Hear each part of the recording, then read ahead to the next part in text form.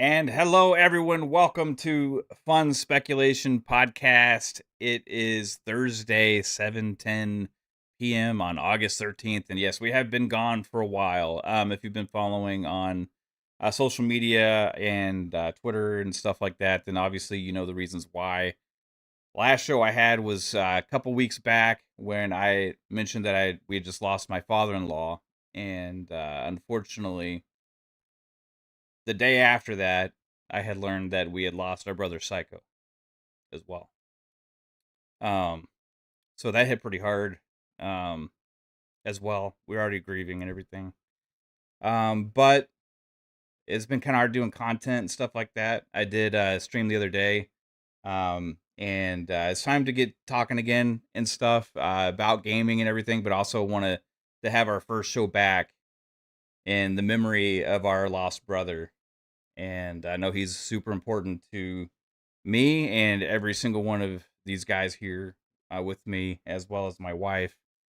And especially also, I see that Psycho's mom, and we call him Psycho here belovingly because that's just what we do. And he's, we all go by our gamer tags and stuff. But his mom, Kay, is in the chat. His brother, Elias, his daughter Maddie is there watching, as well as people from the GameStop in which he worked at, became the manager of, and it's a hard loss for many of us, and even beyond fun speculation, because Psycho was already a big part of the gaming community before I even was aware of all of this YouTube and Twitter and stuff. When I started the channel, one of the first people I met from other podcast chats was Psycho, and then he started watching us, and we kind of all organically became a family over time. Over the first, we just celebrated 6 years of fun speculation, and you're filled here with the people that have been here, close to the beginning, and Psycho is one of those. Part of the Magnificent Seven, if you remember those days. Um, just always a super important part of us, but also just a really fucking good person.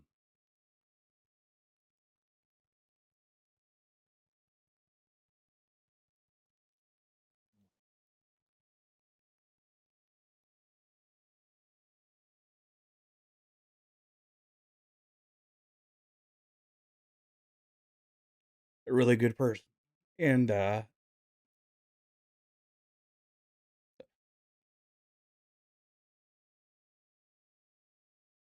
I'm definitely gonna miss him. Um, sorry guys. But I am joined from some more brothers here. My brother's Pong Soul. What's up, man? Hey, brother. We've all been feeling it. So you already know. You and I talked as well about this, and it's been a long couple weeks. And you and I talked because we actually got together and gamed last weekend a little bit, and it hasn't. Nothing's felt the same. You never, especially when it's something out of the blue like this. Um, to somebody who, unfortunately, I never got to meet in person. You you know, got to do that, and, but I never did, but he was still such a big part of, um, my friend group here, my extended family, as we've all talked about for a long time that this group is, and, it wasn't just always about gaming, um, as I said in my post on Twitter, people don't know that, him and I DM'd a lot more than a lot of people would ever know about a lot of things in life outside of even gaming. But it was always, like you said, he was just such a huge um, personality um, in Yeah. gaming, outside of gaming. And he always brought smiles. He always brought stories. And obviously, we're going to talk about him. Um, but he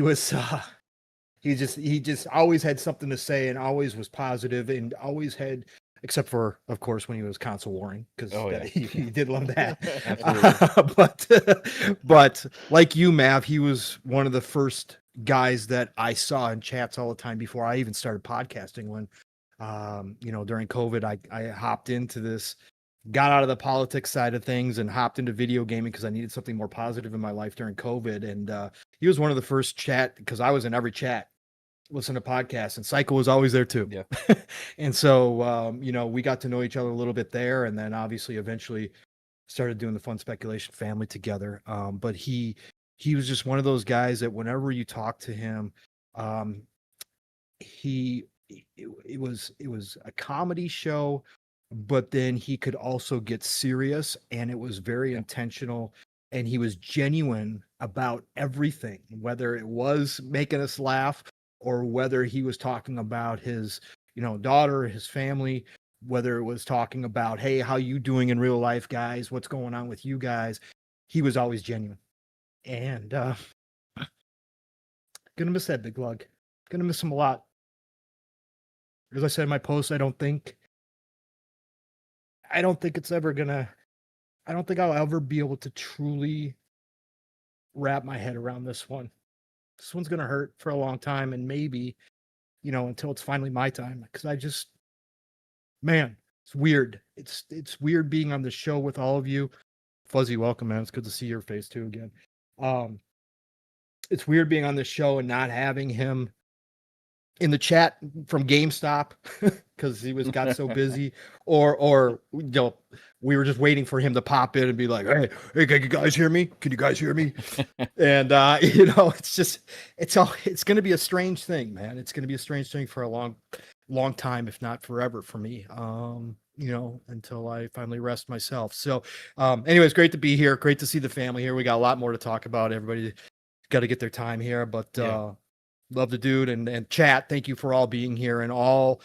Again, I'm not on social media. I've taken my as much as I used to be here at all. But again, I saw everybody responding to Mav's posts, my posts, everybody's posts. I saw clips, or went into people's podcasts and saw people, mentioning him. Appreciate all of it. And for all of Psycho Mike's family that's here tonight, I know you guys don't know us like that, but love you, and I've been praying for y'all, and will continue to do so. But just know he was loved a lot, by a lot of people, a lot of people. So thanks for being here.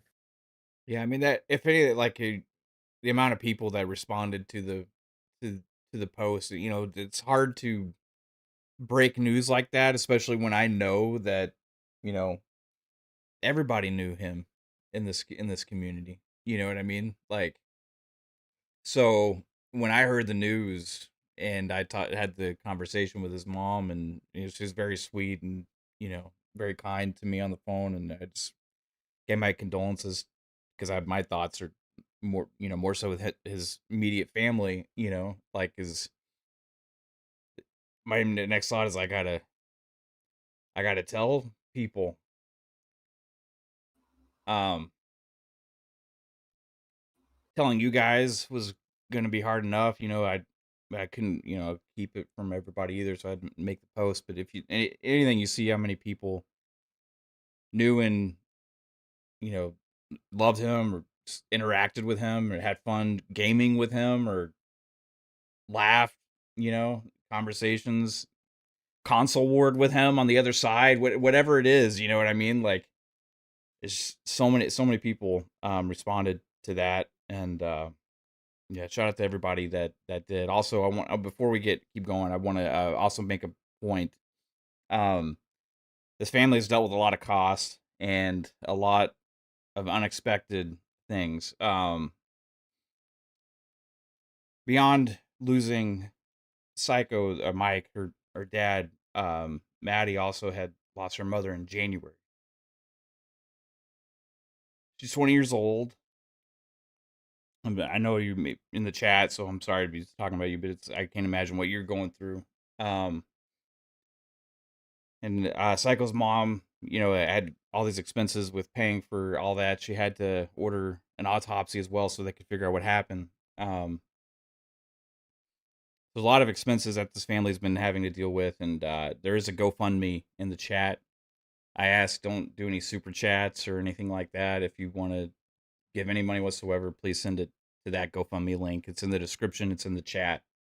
Um, and that's the best way to support this show right now and also this family. So when you're talking Pong a little bit too, like like you see our emotions. These are like I don't call it when I say fun spec fam, fun speculation family. It's not like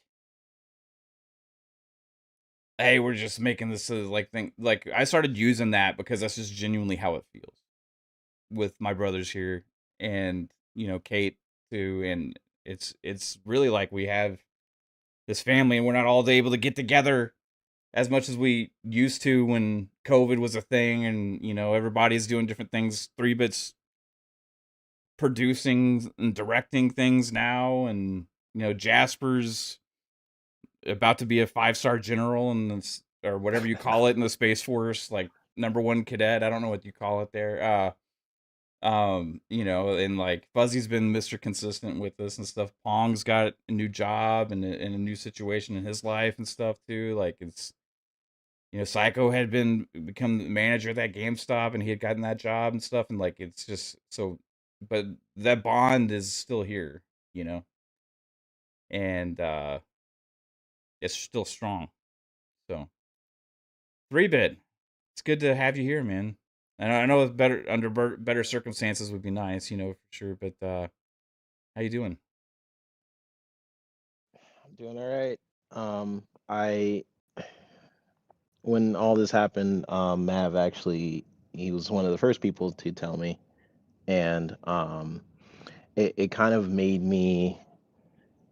I don't know. I went back and watched some of our older episodes and just kind of was reminiscing because it was very hard to see some of the clips because it Psycho was he was a character. He was very funny. He was very console like these guys are saying, but he was very genuine. So there was a clip that I believe Mav shared where I had no idea he was in the house. He was kind of just hiding in the closet, um, and surprised all of us, and it was like a moment I will not forget. Um, Did you have any it inclination whatsoever he was here when he? No, I Yeah, had no idea. Like I was thinking, like, are you like, why are you showing me your closet? I mean, I'll check it out, but I had yeah, no idea. I had no idea Psycho would be there, and that's a moment I'm always gonna remember. And I'm glad that was filmed. Um, yeah, what is there to say? I started like looking back at some of our old episodes, and um, we've been podcasting for a long time, yeah. right? We had so many different stories. There would be like nights where we would all just play for hours up until the morning, and then play again. Um, and he would go on his rants, and was very passionate about certain games and stuff. And he would really make me want to play a lot of different games and uh, niche games. It's games I've never heard of. He's like, yeah, Hmm. well, let's play this. Um, but wow. Um,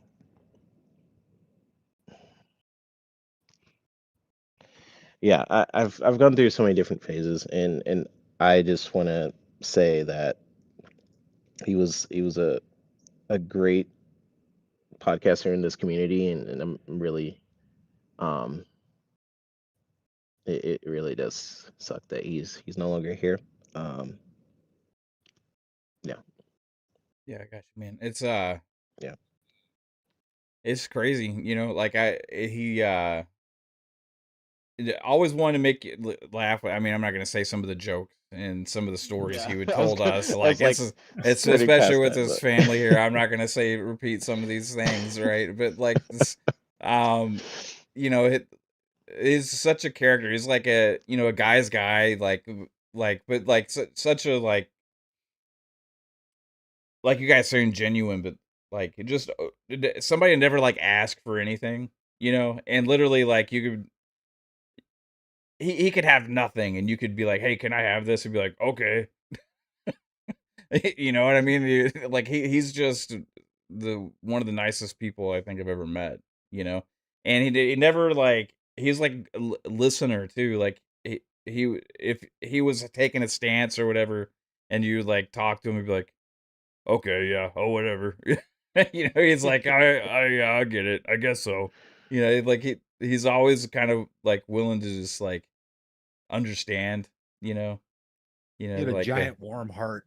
yeah, biggest man. He did. Biggest heart. Well, Jasper, you've been nice and patient. Thanks for being here as well, brother. Can I just say this real quick before Jasper goes, though? Because this is funny. I don't know how much Jasper knows math, right? Yeah. But real quick, Jasper. And I think I don't remember if you guys even talked about it. But one of the funny things was when Jasper joined the Fun Speculation crew, because he joined us. I don't know what, 2 years in? I think it was like a year. Yeah. A year in or 2 years in? Yeah. When you first joined and started coming on the shows and Psycho was on. Do you remember this, Matt? And then because Jasper was Mr. Everything's Mr. Actually. it's okay. Actually guy. And then also Mr. Actually guy. And every time that Psycho would be rambling on one of our shows, Jasper would hop in with the actually stuff. And it must have been maybe 3 weeks in. Do you remember this, Matt? 3 weeks in, and we were behind the scenes early one of the times, and Psycho was there. And he's like, "You guys think Jasper doesn't like me?" Oh, yes, I remember that. You remember that? It's like, do you think Jasper doesn't like me? Do you think he's got a problem with me, guys? Like, he's always telling me I'm wrong, and he's always. And we were like, no, Psycho. We're like, have you not listened to Jasper for the shows? He does that with all of us. That's just Jasper. Would you? Well, I don't know. Sometimes it just feels like he's, kind of picking on me. I remember that. Yeah. And then eventually he caught on that it was just you, and then you guys were great on the show together, because it still happened like the entire time. But he didn't take it personally anymore. He didn't think anything of it. But he'd be rambling, and Jasper be the one be like, "No, wait, actually." And then he would just cut him right off. Oh, it was awesome. Anyways, I remember any time like Jasper did that when. Oh yeah, Fun Pop, man.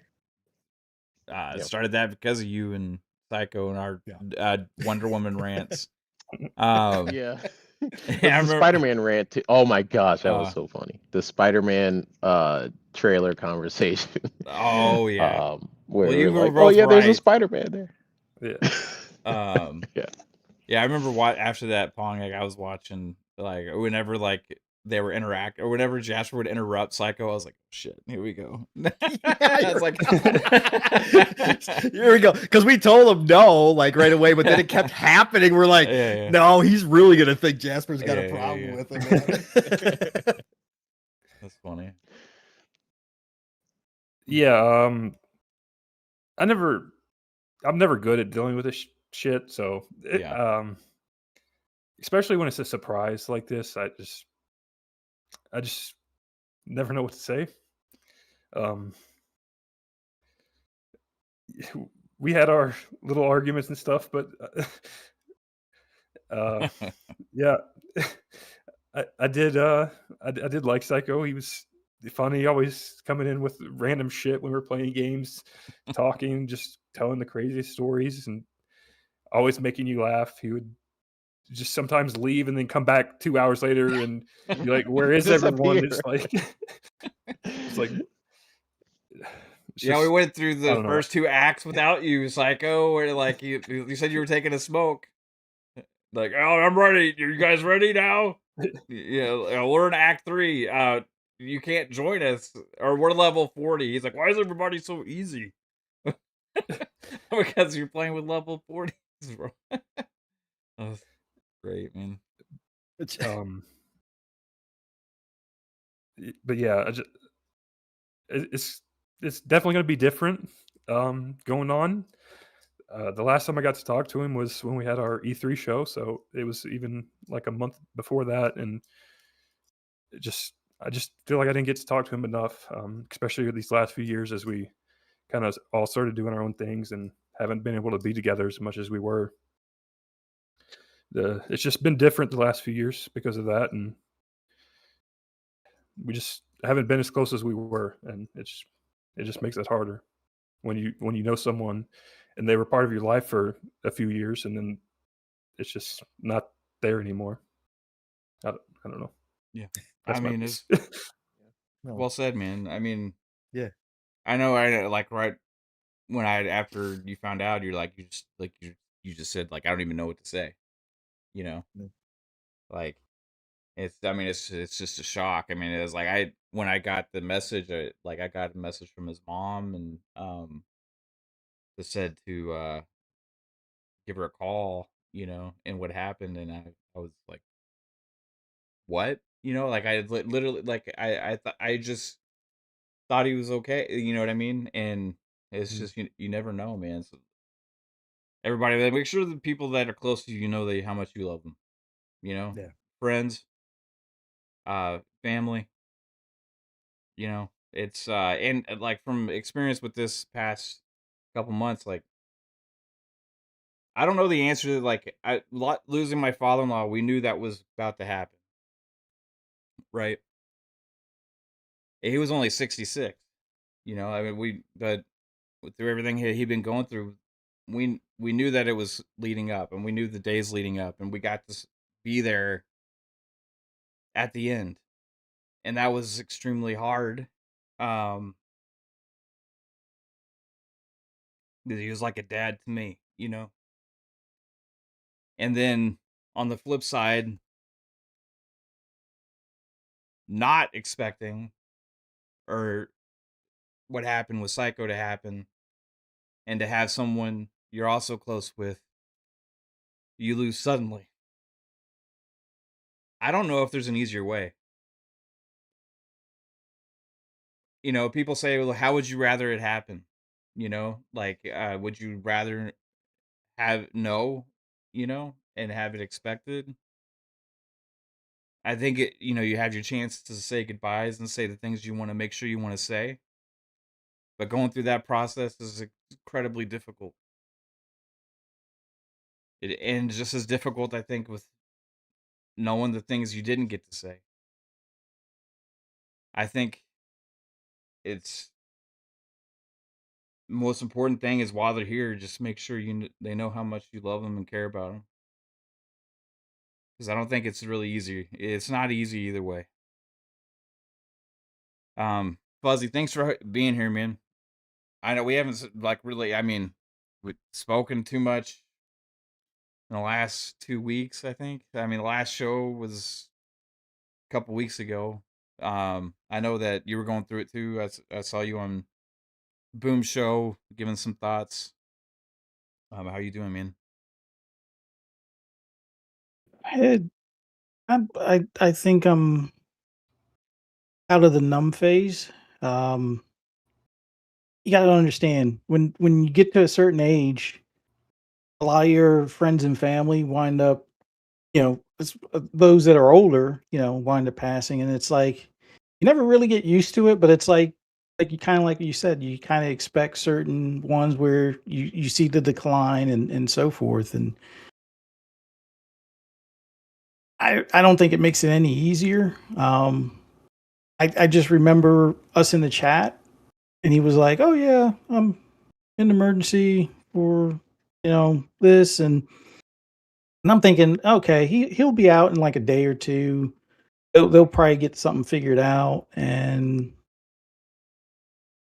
didn't hear anything for a bit, and to get the news, it was like it just makes you wonder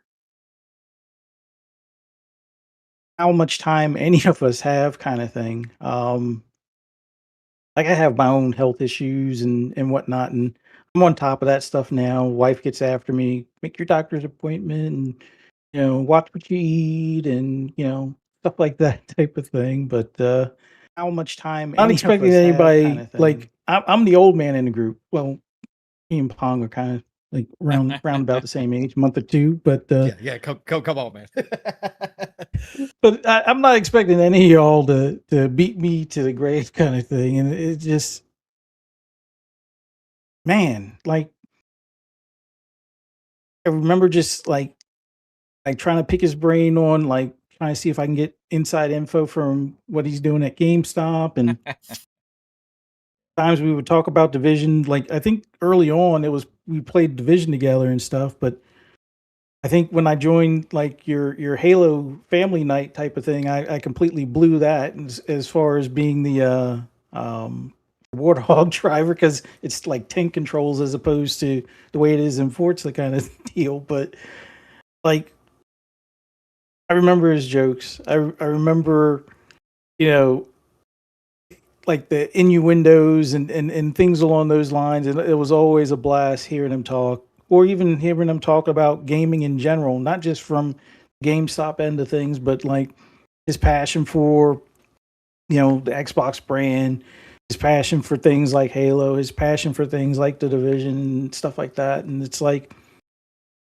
I'm gonna miss those conversations. I'm gonna miss him checking in with us every now and then with the chats. Like, oh, I got a new controller. Or, oh, I picked up this game and I'm playing it on PC and stuff like that. Like he was a gamer through and through, and a family member through and through. As far as being welcoming, being able to discuss any topics and have an open mind on anything, and just be there for people as far as if they ever had a question or concern or anything along those lines. And the fact that he's not with us anymore just still tears me up inside, for the fact that I'm still expecting, like, see him pop in chat, and I know that's yes, I know that's not a thing, but it's just it's hard when you lose so many people. I've lost all my siblings. I've lost my parents, in-laws, and things along those lines as well, and a couple of cousins and a couple of nieces, and it's like, man, just everybody, you love them before you don't have the chance to let them know or remind them. I don't know.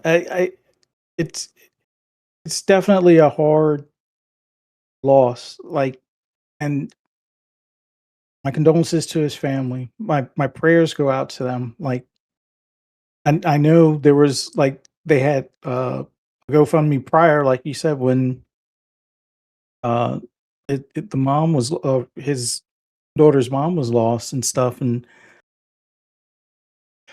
I I don't know. I just I want them to know that while they had a tremendous loss, his memory will definitely live on in a lot of people's hearts and minds. Um, he'll be missed, for sure. And I don't know. I'll probably continue rambling at this point, but yeah, this is a tough one. Was not expecting it, completely blindsided, and still in kind of a state of disbelief in a way. But yeah, like I said, my prayers to the family. Um, and yeah, I'll keep those memories and cherish those for as long as I'm here, type of deal. Yeah, Um, definitely. that's best I can say. He won't be forgotten around here. That's for damn sure. It's I mean, it's great. Like, we're this Gears beta launch day for open beta too, and like the Psycho is like, it's crazy looking forward to Gears. It was maybe his favorite game franchise. Like, he would say different games at different times. I know he's kind of like me, with that stuff. So it's I know I'll be playing Gears, and like I'll be thinking as Psycho, you know, like playing co-op, be thinking of Psycho. When we play Elder Scrolls, because we've had numerous conversations about that. We play Elder Scrolls 6 eventually. I'll be thinking about Psycho. I'll be thinking about him like any of these games for any JRPG. He loved JRPGs. Like he would play all the ones that I was jealous of that I like don't have the patience to play anymore. He played all the small ones. He like I remember like he even played the indie RPGs and stuff like that. Like he loved Dragon Quest. He loved Final Fantasy. I think he actually beat Unicorn Overlord, which is like He did. crazy. I like games like Metaphor. Like it's such a wide variety of genres. In that sense, me and him have a lot in common, and Pong as well with game taste. Grazing. He was a big fan of the Clancy games, like The Division. We had a blast playing The Division 2 with him so much. Diablo. I mean, you name it. Like there's Age of Empires. Age. Oh, do you remember our matches with Psycho and Age? Right, where he didn't make Jasper like him anymore because Jasper had to carry his dead weight because Psychonauts was off building farming and an economy. He had 3 houses and we have like the armies attacking us. Where's Psycho? Psycho, where are you? I'm on the second age. I'm getting my economy going right now. I'll be there in a minute. We're all under battle and stuff. But I think he played his way on it. And remember, he actually got the freaking what do you call Wonder? it? The Wonder. He was building the Yes. Wonder. Oh, And we were all like, "You're building a Wonder," and we're like, "Didn't that end up winning that match because we couldn't get through the trees?" I think to the other side. We lost because yes. Yeah, the other team started building Wonder because he built it. So we're like, yeah. Well, now we got to go fight. So we started like trying to Hacking cut through the trees. We didn't have enough time because he had started the race for the Wonder. Oh, Yeah, and he's so like, we well, lost. I wanted to get that. I wanted to get the Wonder. I thought I could do it. Oh god, that was one of the hardest laughing we've ever had too that night. Oh my god, That was like a 4 hour. You could just hear Jasper. Because Jasper gets all serious. For anybody who doesn't know, Jasper is obviously a lot of us are serious gaming. But Jasper, when we're playing strategy games, like Jasper is on another level because the dude is building quick and he knows his shit. So, and all of a sudden, Jasper's got samurais out and he's freaking attacking and holding back the enemy by himself. It's basically 3-on-1 against Jasper. Mav and I are doing okay. We're getting built up, but we haven't built as fast as Jasper. And then, so we're like, oh, finally ready. We all go. And literally, we're like, Psycho, where are you? What do you mean? What do you mean? I'm building right now. Do you have any army? Do you have anything? No. I'm getting my economy going. That's what he kept saying. I'm getting my economy. I'm building farm. We're attacking, and he's like, "Oh, well, yeah, okay. Well, I'll get some guys out now." And then he'd come over with like 5 guys. Yeah, 5 guys just walk and it would make it to the edge of the base and just die instantly. Yeah.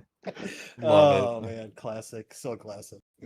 Um, I think one of my favorite stories that it was kind of in the more recent memories, but like when he first started working at GameStop, apparently the city government or something came in and he's like, "Yeah, I convinced them all to buy Xboxes because I don't want them to buy the PlayStation." It's like, Yeah, he would talk about how he would strategically set up the Xbox in the store so they bought that instead of the PlayStation.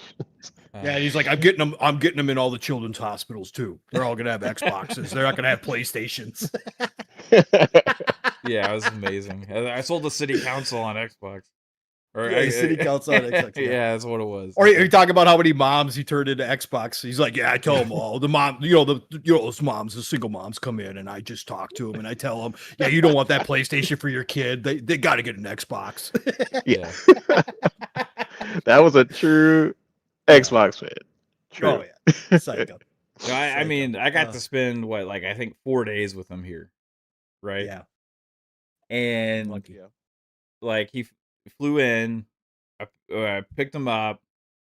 I think like Kate was doing something with the house. I was like, Psycho, we're gonna go see a movie before we go home or something like that. And he was like, okay. And I think we saw Bullet Train as when Bullet Train came out. Yeah. So we went to see talking Bullet to me Train. about it. Yeah, it was good movie. We actually really enjoyed it. So, but we went to this movie theater and they had these like loaded brisket fries, and he got the loaded brisket fries, and for 4 days straight, he just like, man, those brisket fries are freaking amazing, man. I was, and then like even like randomly throughout the next like year or two, like, man, Yeah. do you think they still have those brisket fries? And I'm like, probably so. Um, like it's just such a character. We were, and something else I loved about him. He's like, he would just talk to anybody, right? You know, those people that are like, some people that are kind of closed off and shy or whatever, and there's some people that are just like the ones to start conversation randomly with Oh, strangers. he was an extrovert You know? through Yeah. and through. The guy Yeah, was crazy. he's the Yeah. one that Yeah. would just randomly say hello to people, you know? So like we were getting our Xbox Ultimate 100th episode cake, and we were waiting for it. And so Kate was like um Kate was in the car just chilling in the AC, and me and Psycho were out on the patio enjoying a cigar because he liked those cheap cigars. And he turned me on to the cheap I forget the name of them, but it's like the great flavored cigars, right? And so we're like hanging out there, talking. Kate was waiting in the car, and like these three old ladies walk by going into this Italian restaurant, uh, that we're sitting outside of. He's like, "Hey, what's going on?" And I was like, and they're like, "Oh, not much." They're like, "You gonna eat? Are you gonna get some food?" And he's like, "Yeah, we're going to lunch. What are you gonna get? Is this place good?" And I don't remember how the conversation went, but they're like, they were just all laughing and giddying as they like walked inside and stuff, and then I was like, were you hitting on those old ladies, Psycho? And he's like, I don't know.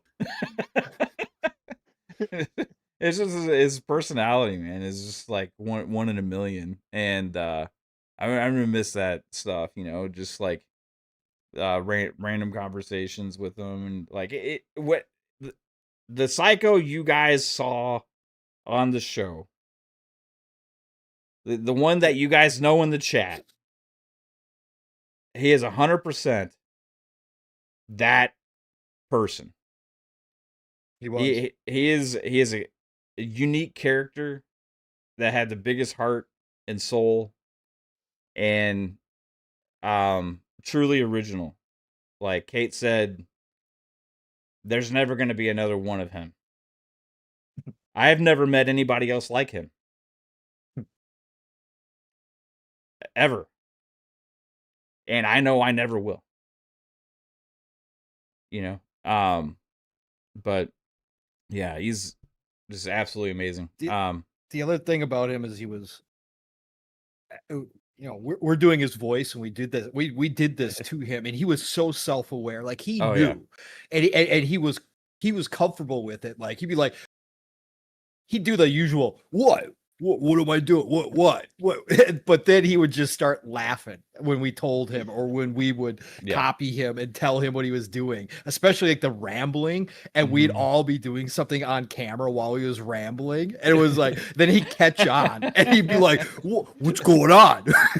He'd be like, what? Yeah. So I love that about him, because again, he knew who he was, and he was comfortable in his skin. And it's easy to say that, and we all love to believe that we are that way, but he truly was that guy. Like again, that's why he was so off the cuff, and he would just say whatever he wanted to say, whatever was on his mind, no matter how awkward it would be, or how funny it would be, or how, like just genuine it was all the same to him. He just said it, and he just came out and talked, and it was just like whatever. And if we all laughed, he'd join us laughing, right? And that was just who he constantly, like you said, Mav, everybody in the chat and anybody who experienced him that way, you were experiencing the real Psychonauts, outside of some of the serious stuff where he could get very serious. Oh, and you could have deep conversations with the guy. Yeah. And you could have deep conversations. like I said, I talked to him, a lot about things outside of gaming. We'd have deep conversations, but then the next minute I'd get a DM from him, and it would be, top 10 hottest teachers of all time. Like it was just like, and stuff like that. And I was scrolling back through my DMs, and that's, and over the past months, as I stepped back, I didn't answer him or respond because I wasn't looking as much anymore. And now I don't pay attention to my DMs like that anymore. So I wasn't responding, but he'd still just be constantly sending. And every time I go in and look, had it been, a couple weeks, and I go into the DMs and I'd scroll through his old DM, and they would still make me smile because it was all this randomness, and then something serious, and then more randomness, and it was always, and I just brought a smile to my face every time, even when we weren't talking, is my point. Like even when we weren't conversating like that, it was just, that was his style. That's who he was. It was freaking awesome. Love that guy. Love him forever. Yeah, I mean, there's so many stories, man. Like it's just,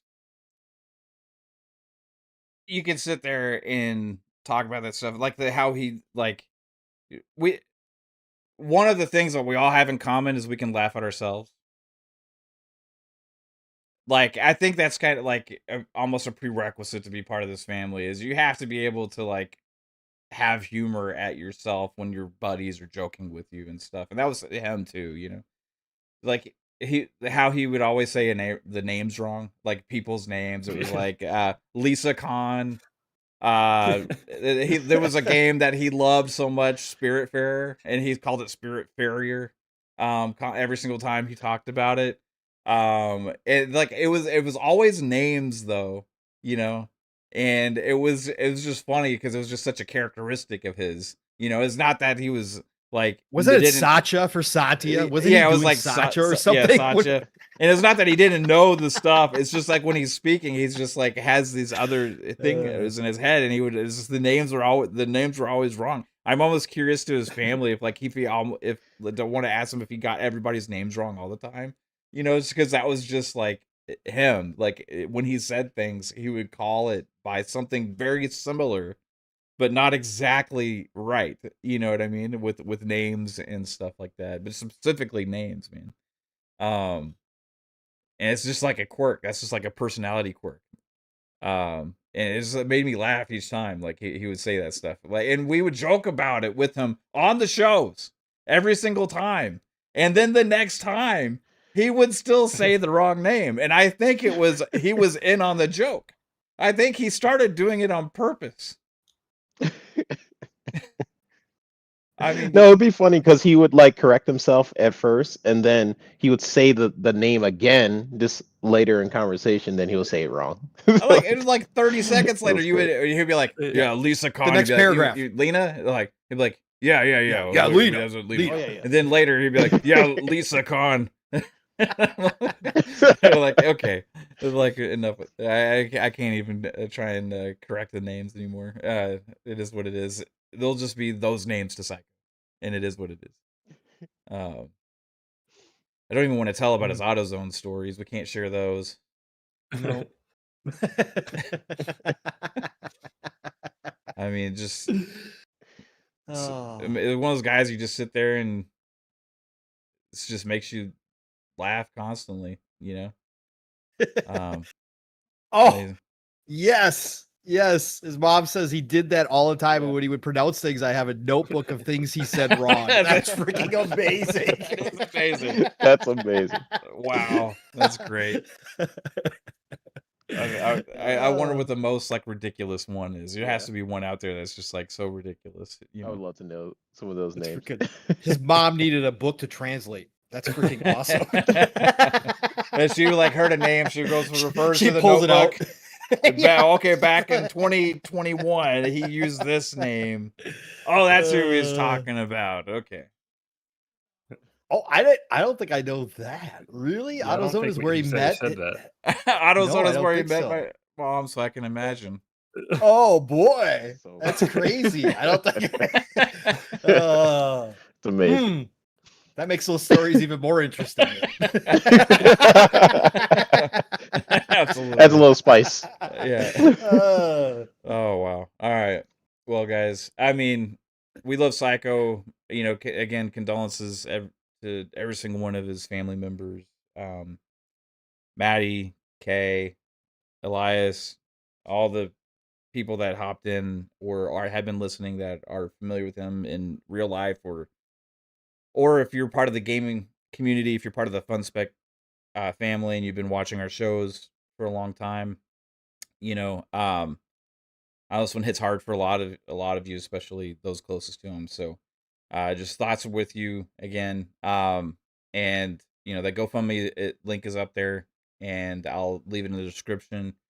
I've posted it on Twitter. I know that a couple other podcasts have shared it out, and people have put it out there on their socials as well. And shout out and thank you to a lot of the gaming community and the other podcasters that are out there, because it is beyond the Fun Speculation family. The one thing that I've found since starting this is one big community as well, right?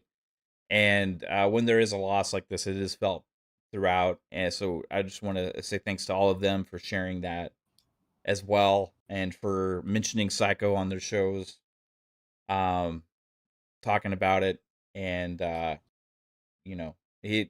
main thing is I want him to be remembered, you know, and he'll always be part of our family. Gonna have this little special Psychonaut astronaut there up on our overlays and stuff going forward. Kate did this one especially for this show. This is the overlay you see here is actually about 4 or 5 years ago, maybe 5 years ago. He had talked about starting his own podcast and his own channel and stuff, and he was like, "What should we do?" And Kate volunteered to make him some stuff, so she made him some like a avatar picture and like a profile picture and like the overlay and all these things. And he specifically had asked for like the astronaut because that was kind of his thing. And so this is base. That's not the exact replica, obviously. Um, it's pretty much a very close example of that overlay that he was going to have for his YouTube channel. So, which it didn't end up happening because he ended up, his life situation changed at that time. Yeah. He had to move. He had a lot going on there. Then he ended up getting a different job and all that other kind of stuff. So something he had talked about wanting to do that it didn't end up ever happening. But shout out to him. But we also, I was telling some of these guys, we do want to talk some games here today as well, and fittingly, this week, with all the news revolving around gaming, this week would be a Psychonauts heavy flavored episode if he was here, because he would have a lot to say about everything going on. First, Gears EA open beta is hitting. It's officially live now. And that is a game that I think has a chance to hit. And I know Psycho would be saying, "Yeah, Gears is going to be the most popular game of the year," stuff like that, or whatever. Um, have any of y'all had a chance to play the closed beta? Yep, I played it last weekend. What did you? Probably about 5 hours or so. What did you think, Jasper? I didn't play the multiplayer. I only tried the horde mode. And I will say, like, it's definitely different. The horde mode situation. It doesn't feel like the original Gears horde mode. It feels like a different mode entirely. So it's kind of weird that they're calling it horde mode. I get the idea or impression. Just the way that it works, where you're like the 3 squads, and then you don't really interact with the other squads too much. You kind of just go on the far corner of the map by your own squad and do your thing, and then leave, where you can play endless mode and just keep doing it. So it just doesn't hit like horde mode to me. So I'm hoping there is an original horde mode variant or something more like it when the game actually launches. So I was kind of disappointed with it, with that aspect. But overall, the gameplay, the graphics, all that look really good. I'm excited to see the story, and I'm going to try the multiplayer this weekend, I think, to jump into that. So I'll have more to say once I can fully experience the game itself. Right on, man. And you said you tried it too, 3-bit? Yeah. I tried the horde mode um as well. I had similar thoughts to Jasper. Maybe it's just because like if it's like a horde mode, I like almost staying in one location Yeah, and just like come to Bu- me. building like And, defenses and stuff. yeah, you like bring it on. And this one is kind of like you're going from point to point, I guess. And then you leave and you're chopped there at the very end. And then I play a little bit of multiplayer and I got absolutely destroyed. And people like wall bouncing and sniping me or shotgunning me or whatever. And it's a different element too because now you can jump on top of objects and stuff. So that adds a little bit of the movement system is pretty cool. I actually really like how it still feels like it's Gears, but it's evolution. Um, and I know Psycho would have loved to see some of the new stuff coming to Gears. Um, yeah, I'm looking forward to the campaign, especially. The graphics, I was saying in chat, I was like, I don't know. It was like, I think I just made my brightness too high or something. It just felt very unreally, but that's just me. But other than that, I had a great time with the multiplayer and horde mode, and I'm most looking forward to the campaign. So we'll see. So I am curious about that because this one's they're calling it Horde Siege. So I do Yeah. wonder if there's like a separate other horde mode they'll eventually have in there as well, you know? But I think the servers were tested pretty well and they were working pretty smooth as well I with think that. So the first day though, I think there was a problem where people were unable to load into the horde mode. It would like crash their game, or they just would just mm, like freeze and it wouldn't load. So I think they fixed that the next day or a few hours later. So I okay, know that was a big complaint that people were having off the get go. right on. You had a chance to try it, Foes? No, I hadn't had a chance to try it for the closed beta, but I'm gonna try it this weekend for the open beta. After watching like Boom's gameplay and stuff like that, it's like it at least has this like cross between like the Division Dark Zone and a little bit of Helldivers 2 kind of mix. So I figure it's definitely worth the try. Yeah, right on, man. What about you, Paul? No. I decided I'm not going to play any of the beta. So Okay. I've been obviously seeing clips. I just decided I'm going to wait for it to launch and go into it fresh. But watching the clips, watching some people play it, multiplayer and the Horde Siege mode, it looks like what we thought they could do, bringing it back again. I got to see the story. I got to see what they're doing there. But I'm the guy who had Gator tears when it was announced, right? So you guys know how I feel about Gears. Not only am I thinking about Psychonauts, but I'm thinking about Brother Steele as well, who is Yeah. off doing a whole brand new thing in his life and not communicating at all and not seeing any of this because he was a Gears freaking master too. Seeing this brings back the original Gears vibes, and I think that's what most of us talked about. If they were going to do this, that's how you're going to get it done right, and that's how you're going to bring people back. And the excitement. Now, I've seen some people talking about how the multiplayer is still should be easier for people to get into. Nope. Mhm. Nope. Again, Gears is Gears is Gears is Gears. The multiplayer will always be a massive skill gap, and they should never change that. And from what I've seen, the new movement with the Nasher looks stupid. Like it's dumb how many 5-6 kills I've seen. Like one dude take it out the whole team. Obviously, as a former Gear guy, knowing what to do. So I'm excited, but I'm going to wait for the full game to drop. I'm not going to try the beta. I'm already sold. I'm already in. So like, I don't need to try the beta. And yeah, no. So, but it's looking fantastic. So Yeah. can't wait. I played the some of the open beta. That was a rough week for me, so I didn't play like a lot. I tried like a couple matches of the PvP, and I did like one round of the siege mode just to kind of see what it's like. You know, um, I was more excited for the PvP personally, and I was more curious about the movement. The movement, I could say, surprisingly, like it's it doesn't like detract whatsoever from the Gears experience, right? So that was kind of a question. I was like, how is this going to be with a little bit more freedom? You know, you're able to clamber, jump up on top of things. You know, you're able to kind of move and run more freely with instead of doing the roadie run, you're able to kind of like sprint and stuff, you know? And I was curious about how that was going to affect PvP. You know, because like you said, Pong, like PvP is a Nasher fest, you know?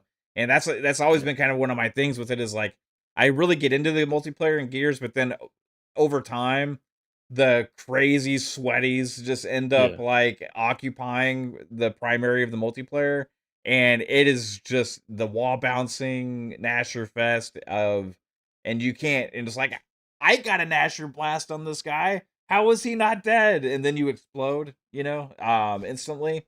A lot. And so for me, I was curious, like, how is this gonna translate with me? Because I usually actually don't prefer to use an Asher. I prefer to use Yeah. like a Lancer Same. or like a Hammer Burst if I can pick one up. Or, Weirdos. you know, stuff like that. Weirdos, get out of here. I look for the crossbow. What's it called? Torque bow. Yeah, the torque bow. I Torque look bow. for the long shot. You know, those Oh, things. God. Yeah, man, I love, but so I was curious how is it going to work with Yeah. this, and I actually found it like they tweaked the balancing a little bit more for me. So like, Mhm. and because I'm able to run more freely around and keep my vision a little bit more alive, I can avoid things better than I could in past Gears games, to where I'm not putting myself in like Nasher Fest situations as much, and I was able to follow a lot of the people running around and kind of gun them down, you know, medium to close range, right? Where the Lancer actually does quite a bit and will drop people pretty quickly. So I found that like pretty refreshing for me. I know that still a lot of the conversation on Twitter has been like too much Nasher. Where I was like, I actually found it that I was able to use it, not feel as forced to use an Asher this time around so far, Mhm. you know. And in the uh siege mode, I had fun a little bit with the moving around and stuff. I liked the point system where I ended up building a boom shot turret. And I had it facing there, but the enemies were all coming from the other direction, so I ended Yeah. up taking it off and walking around with it.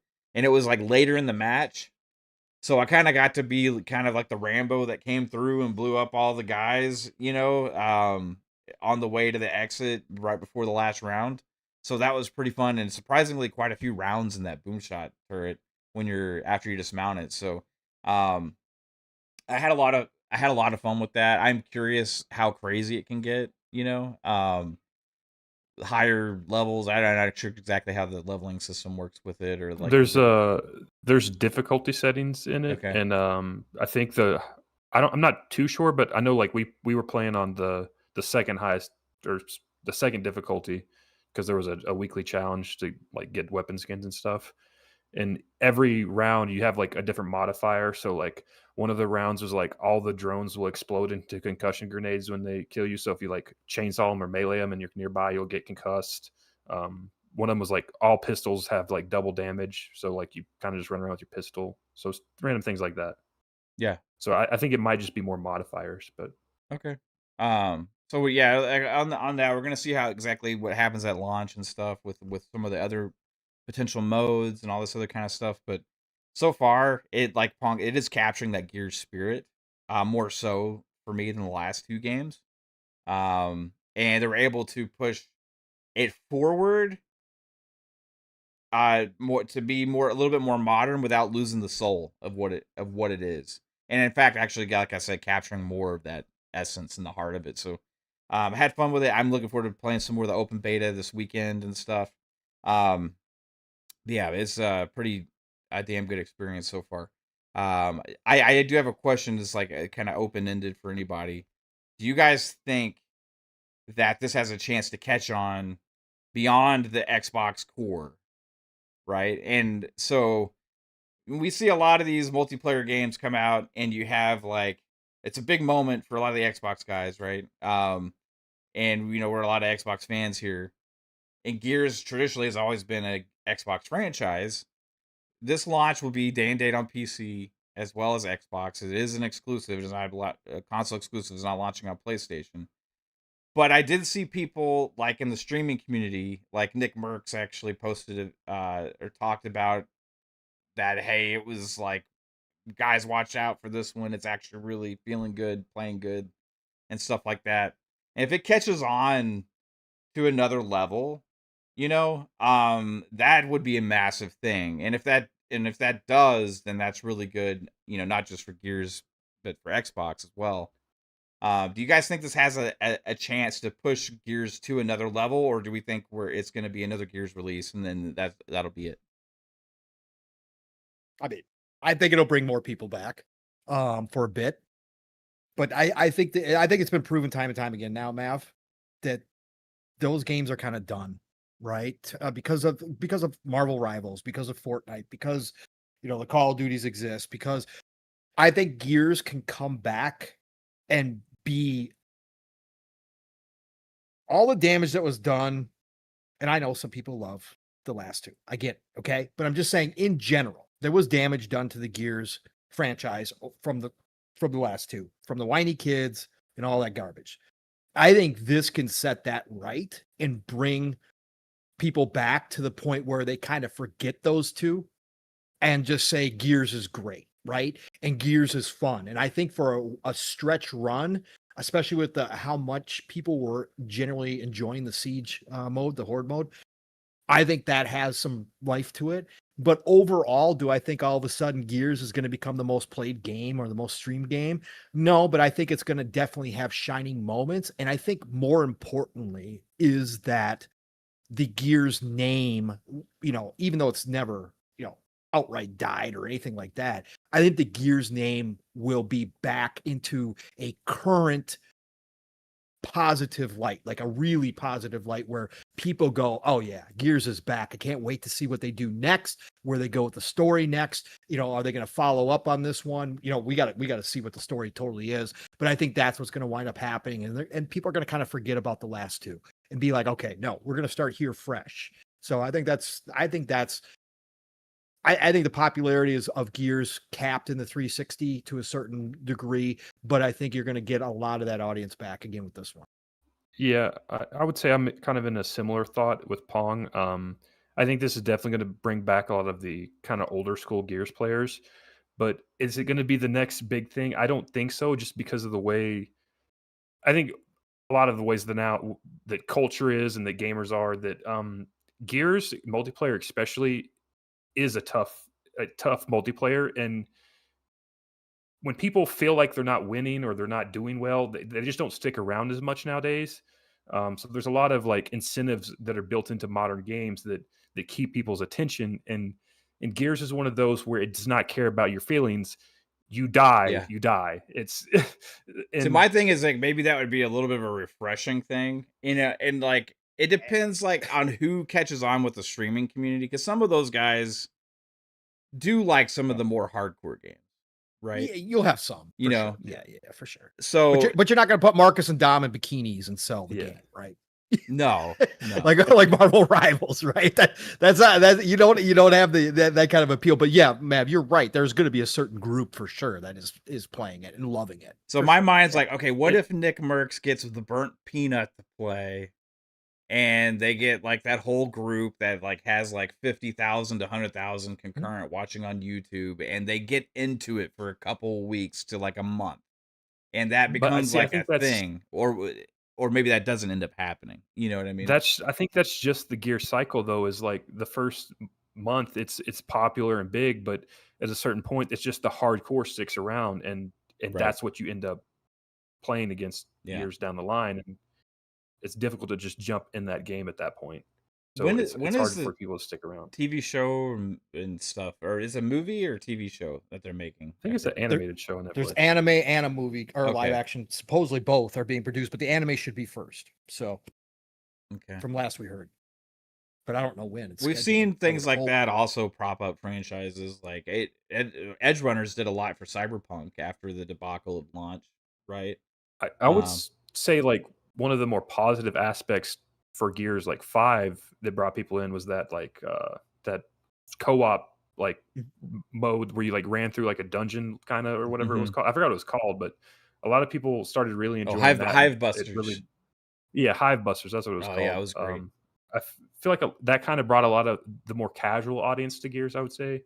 And I don't know if there's that in this game to keep those people around either. So they're just going to have their hardcore, I think, at the end of the day when this game is a few months down the line. What's funny is we forget about Hive Busters, but it actually crazy more people didn't play it. Remember, Mav? Yeah. Remember the numbers started coming out. It was like, dude, what? Like the Xbox people, like Game Pass. It was like, how are not more amazing, people? but nobody. It was bought it. right. That was the problem. Remember, because we talked about this on multiple shows, but the one thing that has carried over here, Matt, because we knew that was them starting to test, Yeah. right, for the next Gears. We knew they were playing around, right, and testing things.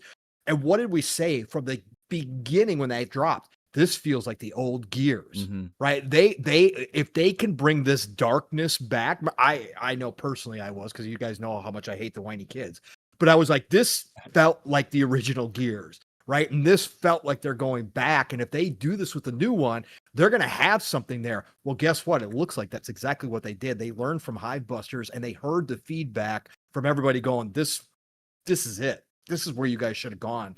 But yeah, Hive Busters is amazing. Anybody who hasn't played it yet out in the chat, go play Hive Busters, please. Right now. It holds. Like it is fantastic. It was really kind is. of an Unreal Engine showpiece too, with on Yes. Series X, because like they had so many effects and stuff going on. And I was like, wow. What about you, Fuzz? You think Gears has a lot of hype right now? Yeah, I don't think Xbox had like a hardcore game hype like this in a while, right?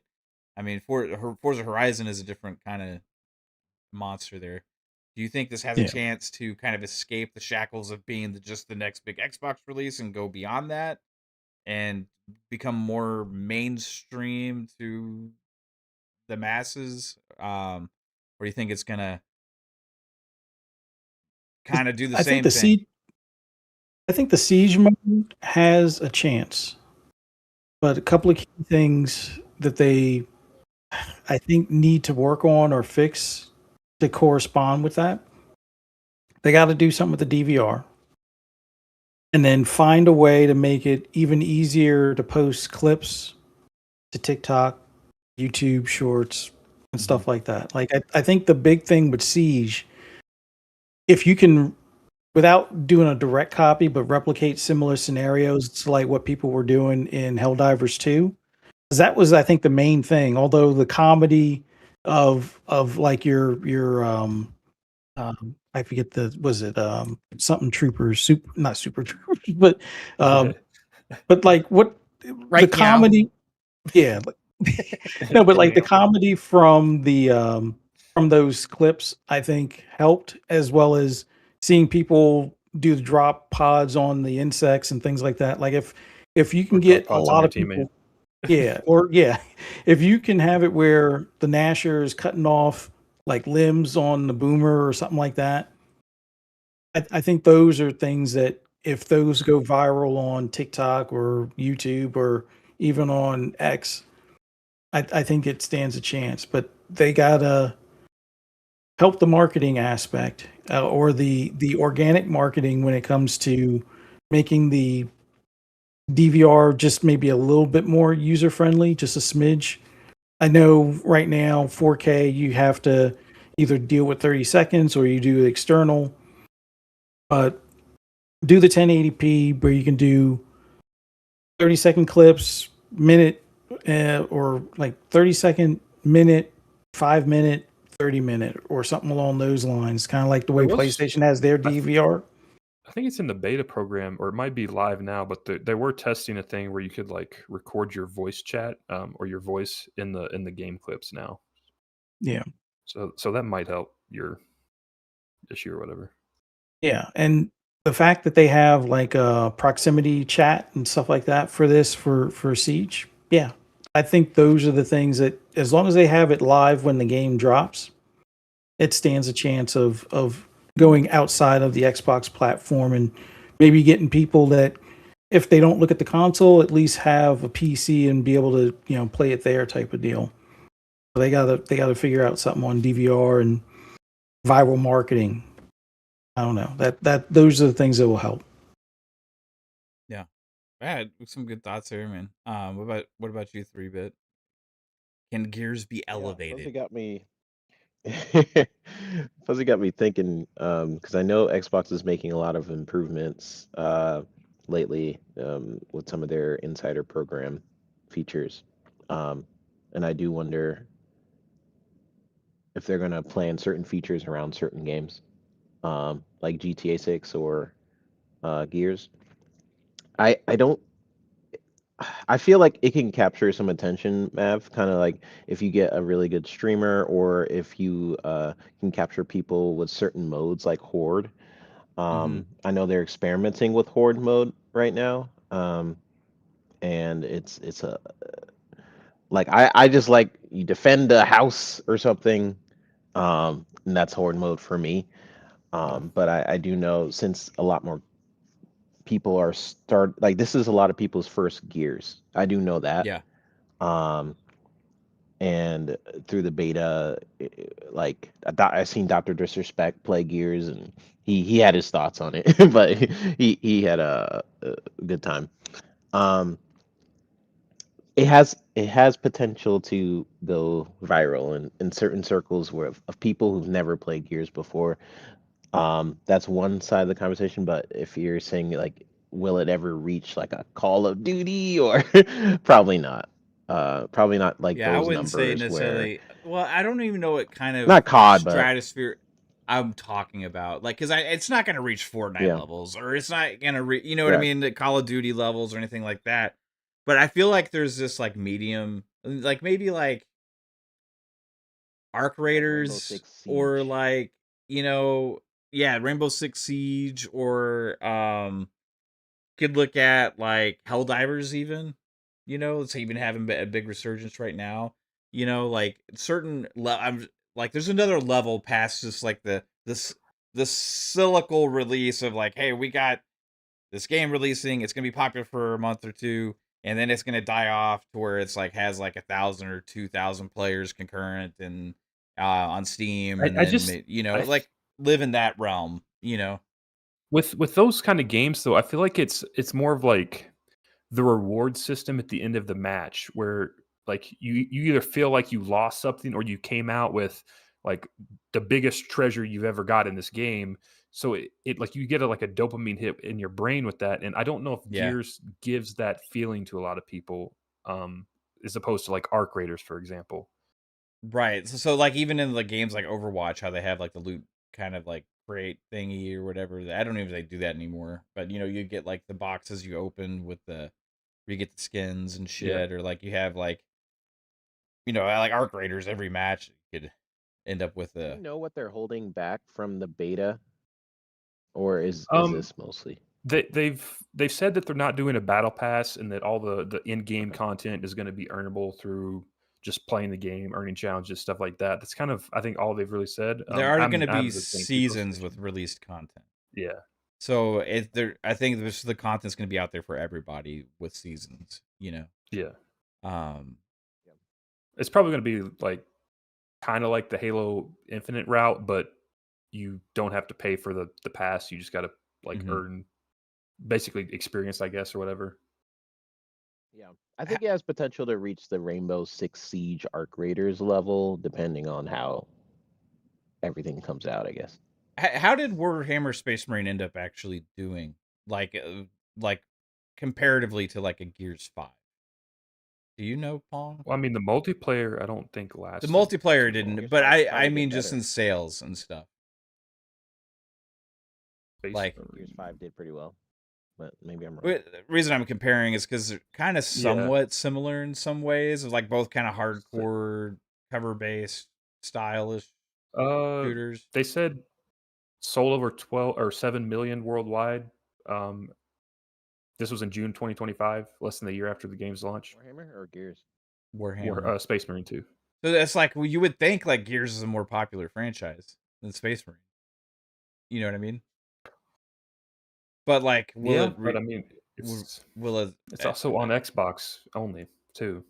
So well, it's on PC. Like, you know, I don't know how well Space Marine 2 did on PlayStation.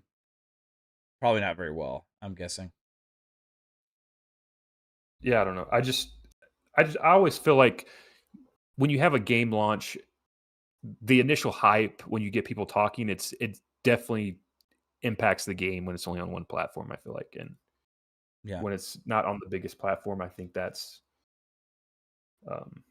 do we consider PlayStation the biggest platform anymore, or PC?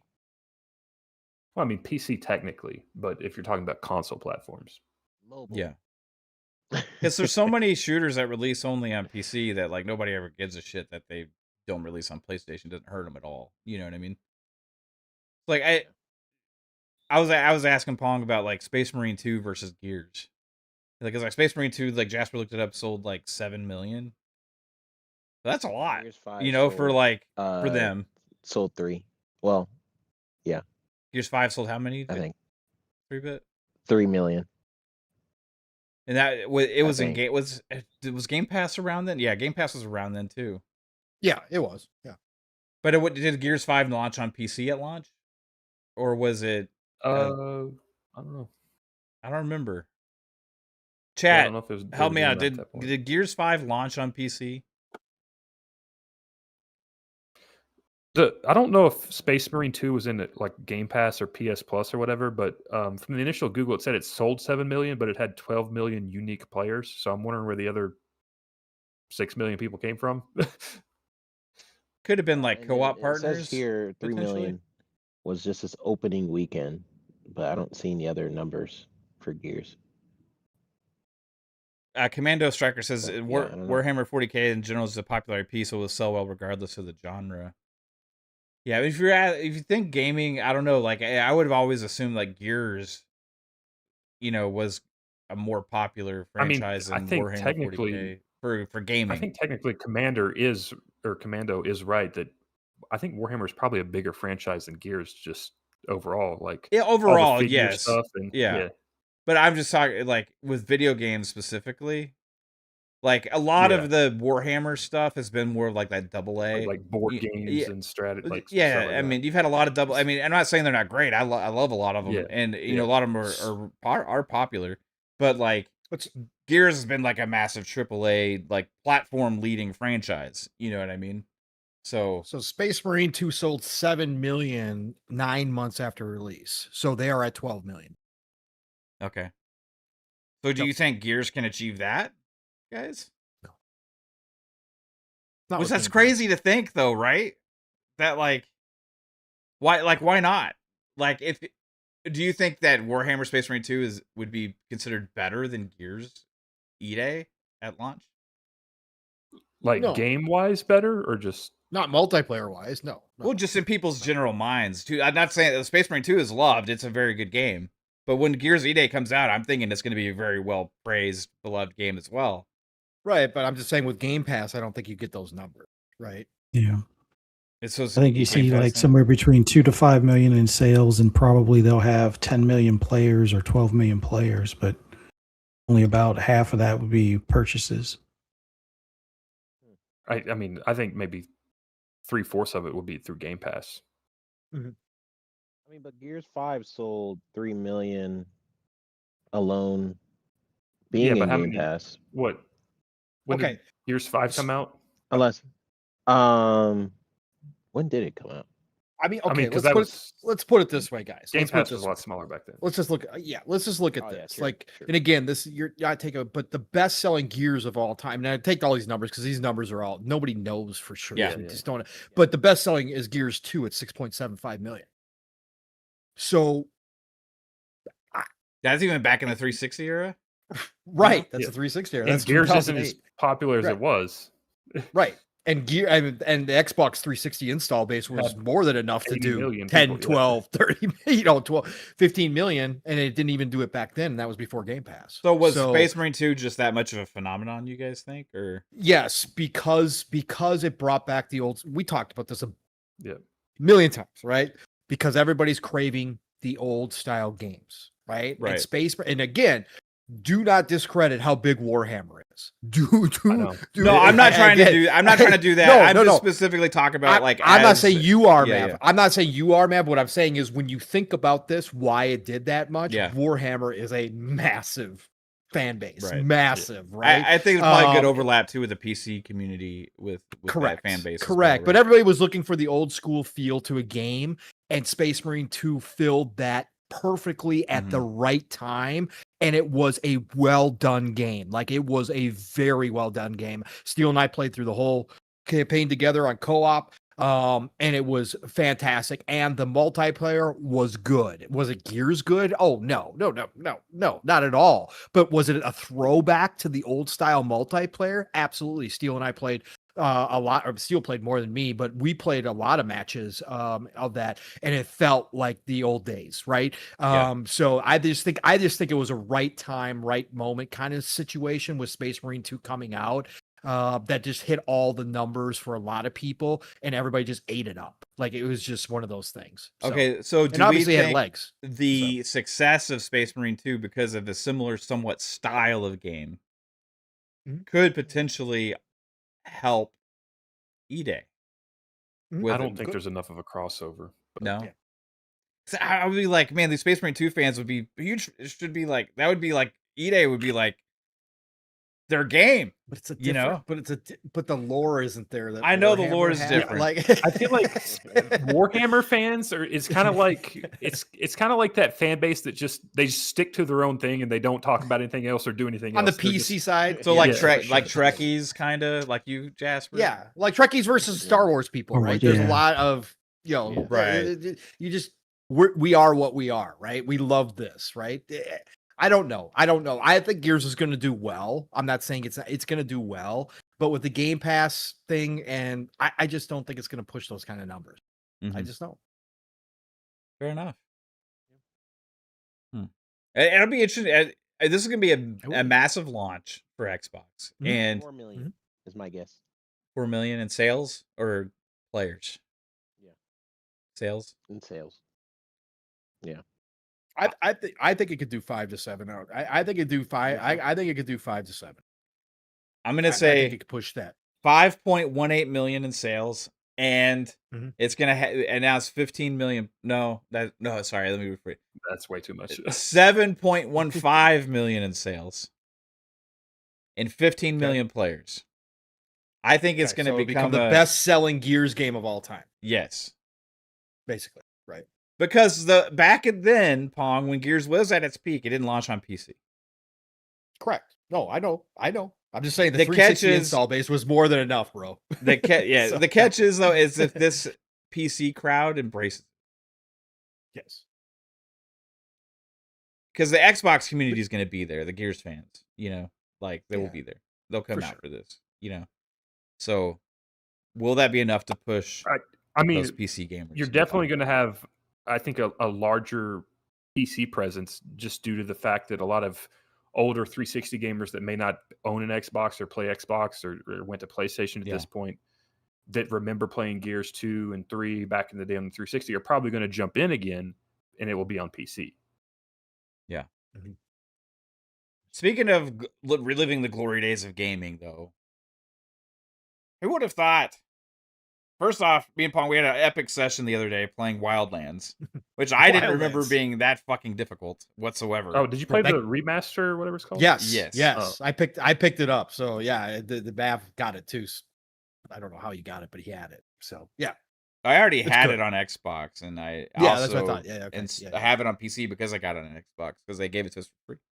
It was $25 for the Ultimate Edition. I finally grabbed it. I haven't grabbed it all these years. I played it was a Game Pass, but I didn't grab it because it was 30 frames. Wildlands was the first like open world one, right? Yes, it was the last. It was the last. I liked whatchamacallit, the last one, but obviously most people didn't really enjoy it. But I thought it got really good, especially with the updates. and I kind of like the loot system because I'm a lootaholic, so whatever. People got turned off. But Wildlands was the last. That's the one everybody's been clamoring to get the 60 frames, and they've held off this whole time. Obviously to try to push the last one, and they never worked. But this was like the last good game, right? This was the last for most people. That's why people loved it. So yeah, I picked it up finally, and it's beautiful. It's for anybody who's wondering, it is gorgeous on Series X. It looks like a current game. Like I didn't know if they really did anything to it, or if they were just re-released 4K 60. 4K 60. They added new content is what they brought up too. Yeah, and new content. Yes, correct. I'm gonna have to check that out then. And there's a ton of content already in that game. Yeah, that game is massive. Dude, because Pong told me like how much. I don't remember this, but I was looking through just the skins for my character and stuff, and I mean, there's like 150 different things for every appendage on your body. I mean, it is crazy how much customization. Ended up making this Dr. Doom looking fucker. Yeah. I'm pretty sure they did like the classic Ubisoft thing where like they launched the game and they're like, oh, our game's dead for a year. And then they're like, actually, we're going to make 4 years of seasons now.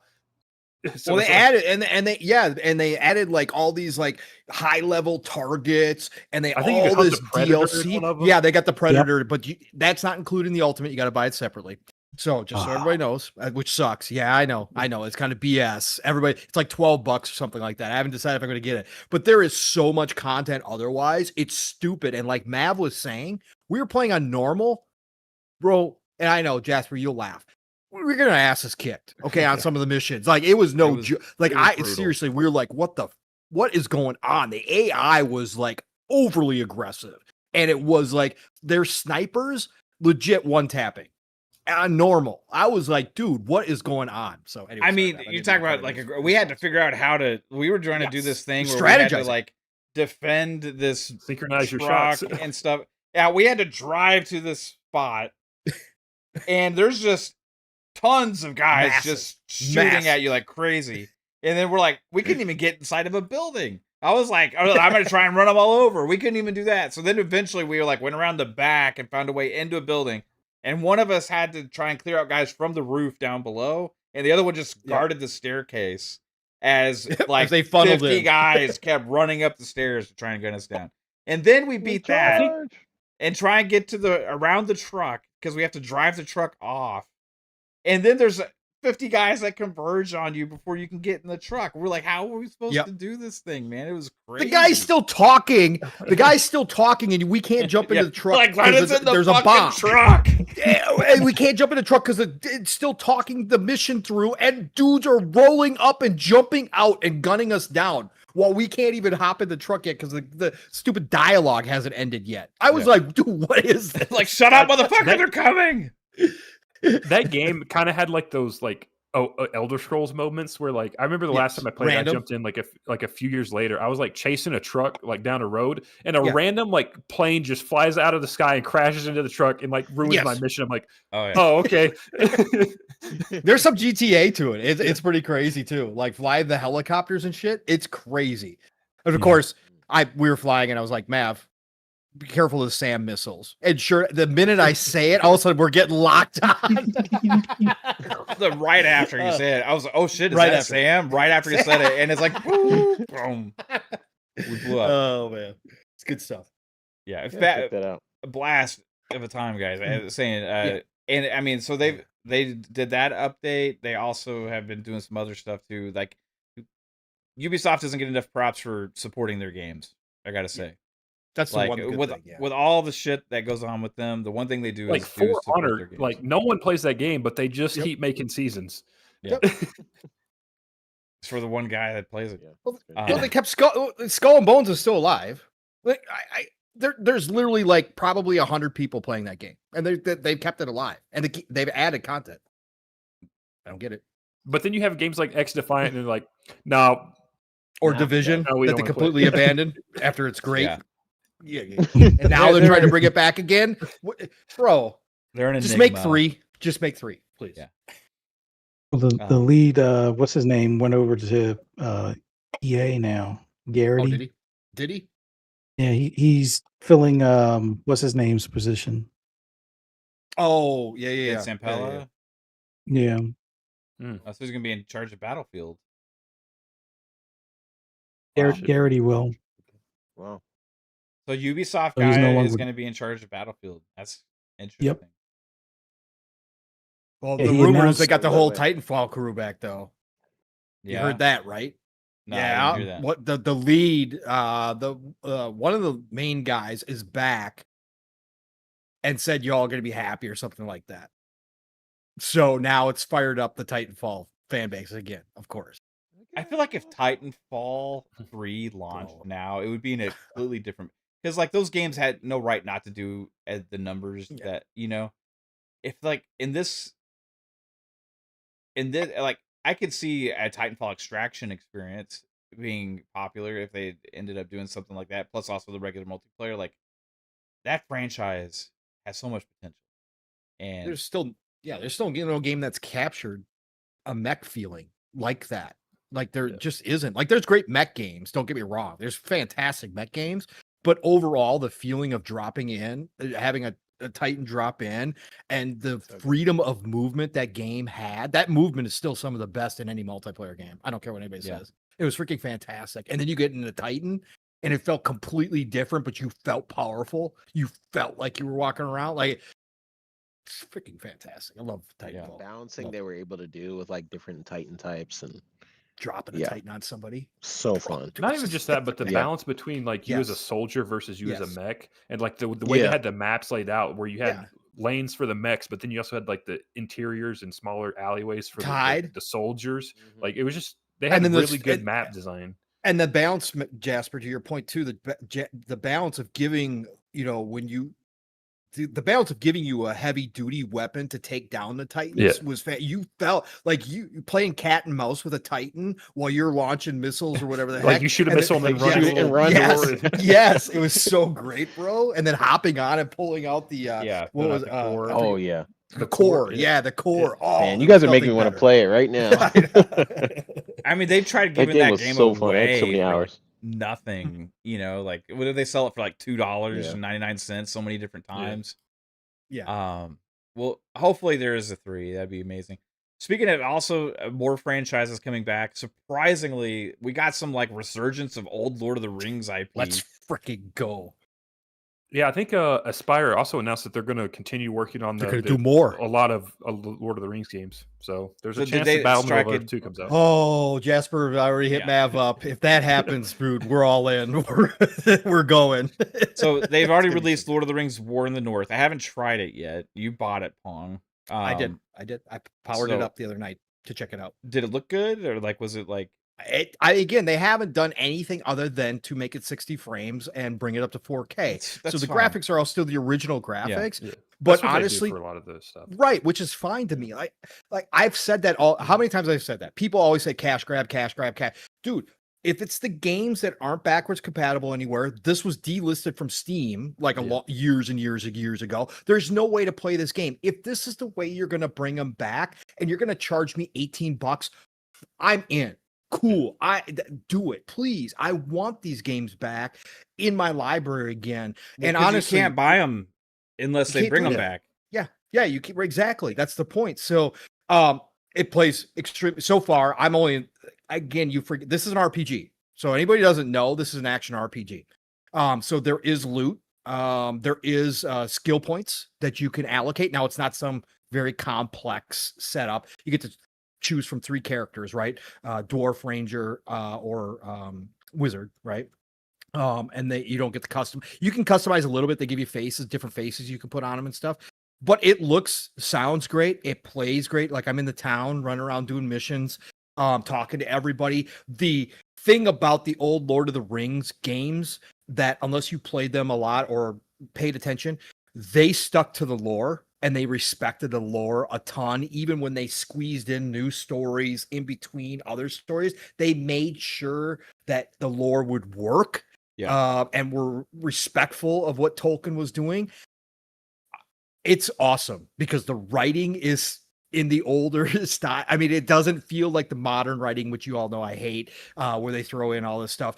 It feels good. It feels like the old game. And I played a lot with my kiddo in co-op, so I bought it right away. I was like, oh, you got my support before I even knew they were going to bring out more. And so far, so good. It is War in the North. It's I great. think along those lines, I remember seeing like maybe a few months back, Aspire. They're the ones that remade a lot of or ported a lot of the older Star Wars games too. Mhm. They were also the ones that were going to remake KOTOR for PlayStation. Yeah. But they lost that, and I Yeah. think they ended up losing all of their Star Wars games because there was a rumor that they were going to remake Star Wars Galactic Well- Battlegrounds 2, the Age of Empires clone. Isn't Aspire the one that screwed up Star Wars Battlefront 2? Yeah. Yeah, that's And what I thought. when they made Yeah. the collection, yeah. Yes. So I think they lost the Star Wars IP for remakes or re-releases. So that kind of sucks. So we'll see what they end up doing with these Lord of the Ring games. Yeah. if they could bring back. Battlefield 2 is you can't buy it anywhere. There's not a GOG. You don't have any other way though, unless you buy a used physical disc. Yep. And then even then you have to actually have a 360, or or if you have a PC, you can like download like a pirated copy. If you remember, it played like shit on 360. Yeah, it runs like shit. I literally have had a 360 in this house for years, simply just because of that game. It's so good. And if to re-release a 4K 60, that would be a fucking dream, bro. Oh god, bro. Just it's so good. If you give me ultra wide support as well, I will literally do cartwheels. I will break shit in this house attempting to do cartwheels. It'll be like the Spider-Man moment you're talking about on Fun Pop earlier. 3-bit. I will literally be doing Spider-Man cartwheels here, fucking flipping my shit for Battlefield Earth 2 if they launch it and give us 4K 60. You know what they really got to do? Gollum 2. Let's go. Game of the year. Oh, stop. It's been on sale for $3 and I still haven't bought. Like I've clicked on it, going, "Oh man, do I dare?" And I'm like, "No, I'm not gonna do it. I'm not gonna do it." That game made me so mad that I bought it. Like everybody was saying how bad it was, and then and Three was like, "I just got Gollum," and we're like, "What? Why?" And then we're like, "What?" And you're like, "Yeah, is it supposed to be good?" I'm like, "No." Like, have you seen? It's literally the worst game ever made. Apparently, I didn't look at anything for it. Yeah, you were like excited. Yeah, Gollum. I love Gollum tonight. We were like in the middle of a show, I think, and you said you're gonna be playing Gollum. We're like, "Oh, you got that? Interesting." The underrated Lord of the Rings game too was Conquest, by the way, by Pandemic. Oh my god, it was so good. Bro, it's so good. Oh, me and the kiddo played. It was like so Battlefront, yes. Lord of the Rings. It was amazing. It was amazing, and people ripped on it at the time, but I was like, "Oh, me and the kiddo played so much of that." And Pandemic, that was in their peak too, when they were doing mercenaries and stuff. One of the best developers ever. Oh god, bring back Conquest. Bring back the online. Let's go. What was it like? Just like, do you have like? It was like Star Wars Battlefront, but Lord of the Rings. Yeah, because you'd run around as regular, and then you could get Gandalf or Legolas, I'm trying and to you could remember become them. Fucking they had like hero characters that you could choose, and they had domination. Like they had domination gameplay where you had to control certain points and stuff. Control the points. Yeah. Could you be? You had like different classes, so you could be like an archer or like a warrior, or dwarf, and stuff like that. General, and then you get the superheroes and Legolas's arrows when he'd speed fire. It was like a machine gun, I think, if I remember correctly. Oh, dude, what's the last good Lord of the Rings games we got? What the heck? Well, obviously, Shadow of Mordor. Shadow of Mordor. Yeah, that's been a long time now. It's been like long, 10 years. Yeah. Has there been the Lego games? I mean, the Lego games, but that's it. Yeah. I'm surprised. Yeah, was that the last big Lord of the Rings game? Was Shadow of Mordor, right? Well, the dwarf. They did have the dwarf game too. That's the decent. one where you like mine or something. Yes, yeah. There's a lot of people who actually like that. It's like a survival game, isn't it, Jasper? Something? Yeah, I think it's like a co-op survival game where you like dig into the mines and like get resources, like build. There's a lot of people who like that. They have a Lord of the Rings one of those. Is it just like the other dwarf game that they have out there like that? You mean like the space one, the space dwarves or whatever? Yeah. No, this one's different because you build an entire base and it becomes more a defense game too, because then you get attacked and you can run into orcs when you're mining. Like all of a sudden you're running a huge camping of orcs.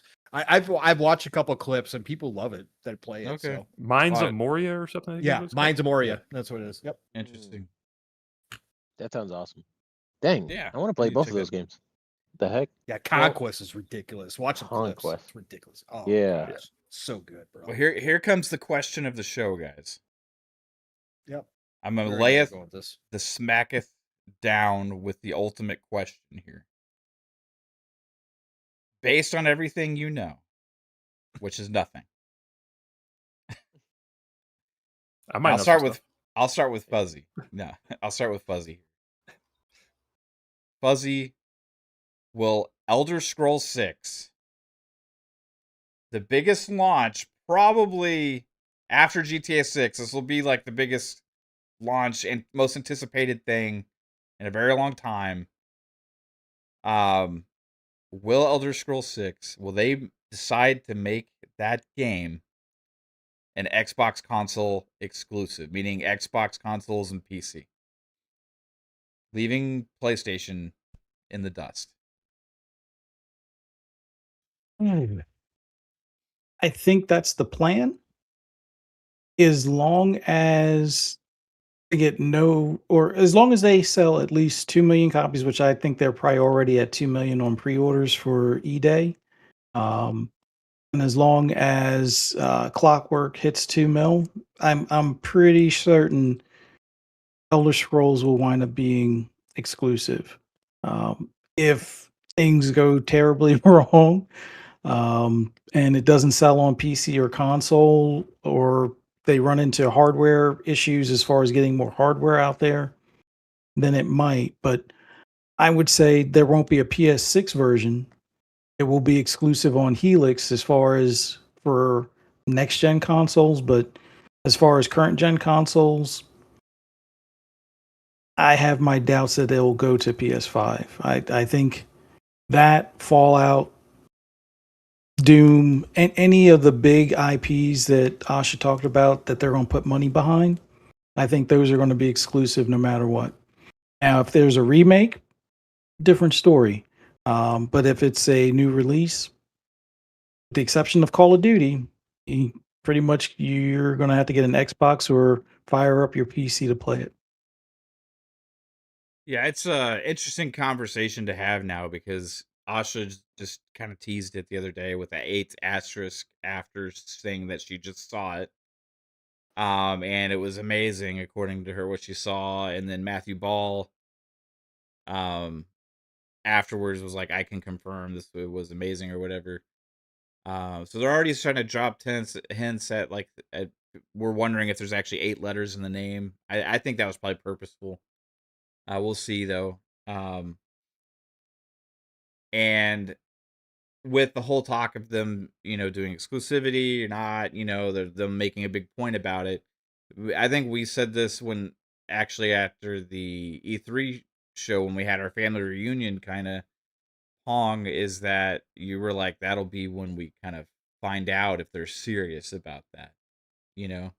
That'll be the game to really find out, because there's not going to be a bigger system seller for console owners than the next Elder Scrolls game. Right? So I'm going to get 3-bit's thoughts. 3-bit, will it be exclusive to Xbox and PC? It's so funny. Xbox is such a funny brand in terms of like the just Xbox, the that's such a trajectory of where 3-bit thing to say. Xbox is a funny but if you brand. just think back to not even that 3-bit's way long of saying it's a ago. clown show is what he's saying. I do think it will be exclusive. Yeah, I think so. It's just really funny how we got here from like, okay, everything is going to PlayStation to we're going back to this route again. Yeah, a year ago we would have thought like, no way. Yeah. It was like, no, and everything's a year PlayStation. prior to that, we Everything. found out the FTC leaks that it was going to be. Right? Yeah. I mean, I remember, speaking of Psycho too, like I remember we had a conversation all during the ABK thing, and this was all going on during it. and It's we'll all gonna talk. be exclusive. Everything's gonna be Psycho's exclusive. Call of like- Duty. You're gonna crush Sony. They're gonna crush PlayStation. That's it. They're gonna take it all. Just listen to That's it. Satya. Well, we had a moment. I know Jasper remembers Listen to this Sacha. too, because in the show, I was like, there could be a time that comes when they have Call of Duty. They have if Call of Duty is not exclusive, let's say that they just that just becomes the identity of Xbox, and maybe something like Elder Scrolls 6 wouldn't be exclusive And anymore. he blew up. He was like, "What?" Yeah, I remember that They guy. said it was gonna be. And it was funny. It was a funny moment, Hey, he might be right. It will be And- exclusive.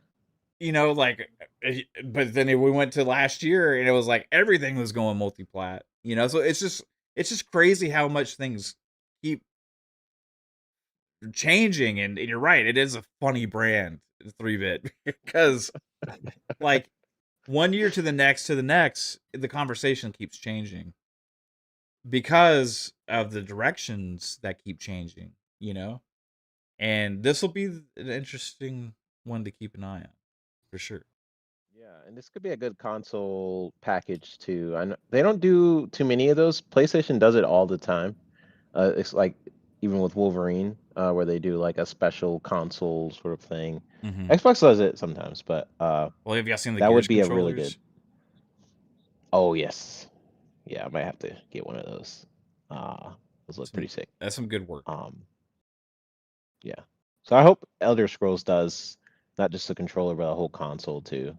And it's like they have they start doing stuff with the Xbox store where you can like get custom controllers, faceplates, and things like that. What about the wrap? Yeah, like they only did like Starfield. I remember there was like a Starfield And wrap. like a camo or something. Yeah, and that's it. Like what the heck? Anyways, missed opportunity. They should bring that program back up for some of their upcoming titles. But yeah, we'll see. Yeah. Big question for you, Jasper.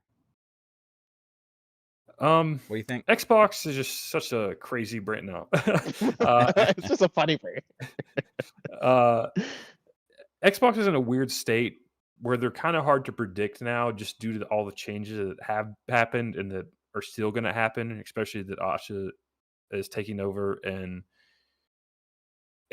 changing a lot of how they operate as a brand internally. And it's difficult to say where they'll be at in a year or two. I think the bigger question is Starfield, or not Starfield, is Elder Scrolls a launch title? Because I'm thinking that the Xbox console itself comes out a year before the game. So, I mean, if that's still a launch title, that's fine. But Do you think this tease hints at anything about like it could be potentially like 2027 as opposed to 2028? Because like Colt Eastwood put out on Twitter, he was like he thinks it's 2027. But like that's just a prediction. But like, would they be teasing it like this if they weren't potentially? What do you think about that? It's such a Elder Scrolls is such a big game that they're gonna announce it probably next year. Then they'll be like, it comes out 28, and then it's gonna get delayed, and it'll come out like early 29 or something, or late 28. So I'm just not in the boat that it's coming out as soon as people think it is. Right. I get you on that. I mean, to your point, we literally had a picture of Phil Spencer holding a controller, playing Perfect Dark, and making a post about enjoying his time with it. 4 years later, that game had never come out, and then it ended up. We finally get a new look at it, and then shortly after that, it got canceled. Right.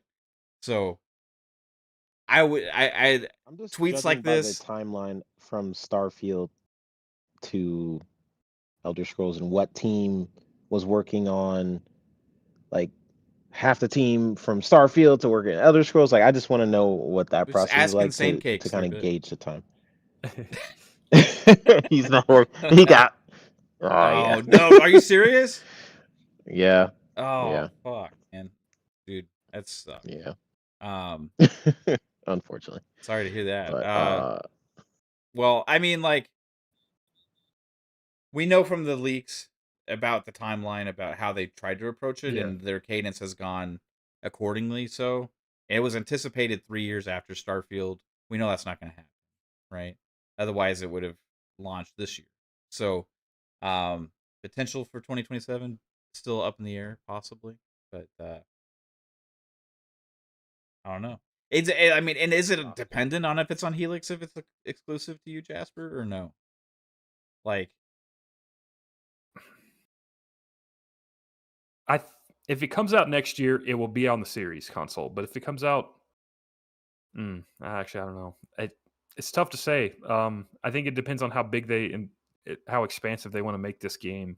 If it comes to the Series console as well. And then part of me's thinking like maybe Todd saw the reception to Starfield and the delays with it, so he's like, this game, I'm gonna get it right this time. Like I'm gonna announce it 6 months before it comes out, and then we're gonna just drop it. So I just never know anymore. Xbox is just in that weird state where they change their mind all the time, and I just never know what to think anymore about it. well, Pong. I mean, not a lot has changed since June showcase, right? We had this conversation then, but do you think they have the balls to make this much of a push? And like it's a risk, somewhat, but you know what you're doing when you're doing it, so it's an educated decision, by making it exclusive. Do you think they value the platform that much that they'd be willing to do that? I think Ashy Sharman is serious. Ashley, is that a psycho? What did I say? I think Ashy Sharman. I think Ashy Sharman is really serious this time. Love it. I was just thinking about when you guys when you talking about Asha, and I was just thinking that that's exactly what he would do. Ashy Sharman. Anyways, yeah, I don't. I go back to our conversation a month ago, Mav, and I do think it is going to be exclusive if they are. I always say that, but if I had to say right now, like one way or the other, without any disclaimers, I would say yes, it's going to be exclusive. They're going to try this, especially if the rumors are true that they're even thinking about pulling their games off of Steam. So I think they're serious, and I think they're going to try it. They can always reverse course yet again. What's it going to freaking matter if they say we're going exclusive and then they say, oh, it's a timed exclusive, a year later? It's not going to make a difference at this point. If it doesn't move the needle, if it doesn't sell new consoles, the Helix, because I believe it's going to be a launch title. And I've said that all along. Now, obviously, I thought the Helix was going to launch this year, but obviously with all the problems and RAM and AI and all this kind of stuff, that's completely changed. But I always said that was going to be your system seller out the gate. I think they are. I think they're going to try it. And I think they're going to go for it. And I think they're going to go for it with this game specifically because this is your most powerful piece overall that is known across all platforms, that isn't, like Halo, which is still known as Xbox, or Gears, which is still known as Xbox, even though it's been on PC for a long time. This is the game that people, there's a series, I should say, in Elder Scrolls that people have played in all types of places, and it is known as a multi-plat game. And I think that they will do it. I think they're going to do it. And as far as timing goes, here's what I think internally, the pedals to the floor on all their studios that are left after all the decisions that were made to cancel games, to cut back, to fire people, to lay off people, whatever you want to say. I think the word's out. We can't have games anymore like that. If that means you got to bring in more people, if that means you got to do overtime, crunch, the terrible word out there in the industry. If that means we got to bring in contractual workers to help you out, we got to bring in third-party studios to help you out, so be it. But the advantage that we even talked about when Starfield was coming out was I know they're upgrading again, and this is going to be Creation Engine 3, which is crazy that they're upgrading again. But I think that the Creation Engine 2 already was leaps and bounds ahead of the original Creation Engine.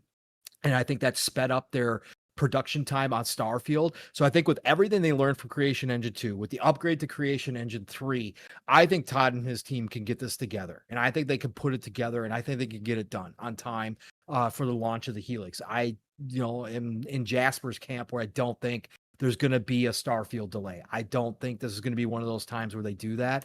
I think Todd's going to get this done. Is it going to be perfect? No, but nobody expects a Bethesda game to come out to be perfect anyways. So it really doesn't matter at this point. He could put out a semi-buggy game, but if it's Elder Scrolls through and through, and if it's handcrafted, unlike Starfield, which people had a problem with, if it's handcrafted and it's a leap and a bounds ahead of Skyrim in terms of visuals, in terms of even better AI and more crazy shit, random shit happening throughout the world, I think that everybody will forgive and forget and be all in on Elder Scrolls. And I think there will be people from every side that don't have access to it going, I need to get a Helix, or I need to get the cloud gaming system that I still are going to believe that they're going to bring out and try to push, which is, the cloud streaming box, something. People are going to say, we need to get in on this. I still think it'll launch on PC as well. So when I say exclusive, I mean console exclusive. I still think they're going to go PC, obviously. Bethesda's always supported PC. So, but yeah, I think it'll be exclusive to Xbox When do you console. think it comes out? Whenever Helix launches, so end of next year. I think it's a launch title. I do. I think they get it out. Whatever it takes. I think it's all hands on deck. I think they're going to. Yeah, Not that was messing something around else I anymore. wanted to ask you guys, like just about the the language behind a lot of the layoffs and the culture stuff we saw with Xbox, and the kind of like re-emphasizing the bigger franchises, putting another studio on Fallout, and all these kind of things. I think like there's a new level of urgency, that is being push to all the studios, also like self-reliance and stuff like that as well. So I think there's a level of like, you guys need to get this shit done, that wasn't necessarily there. Well, now the pressure's on. Is you got to get Fallout, right? I know they're having Obsidian do the in between again, right? And they're remaking games, but I can imagine internally the pressure's on Todd. Like, dude, you got finish up Elder Scrolls and let's get a move on. We need a mainline Fallout game coming soon too. And Fallout I 6 really do think that's exclusive. part. Yes. Oh yeah. If it were if Elder Scrolls works, and if they can move the needle with Helix, and there's enough people buying Helix, then I think next generation they do go back to that formula again. For So not for every single game, but I think for a lot of games. For sure. They're big ones. Their core group of franchises that they've talked about as being those movers. Yeah. yeah, I agree.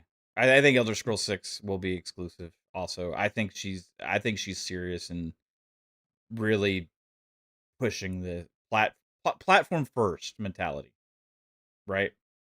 And Yeah, I mean, whatever's they've best for the definitely platform. redoubled their efforts Mhm. and focused more on their bigger IPs.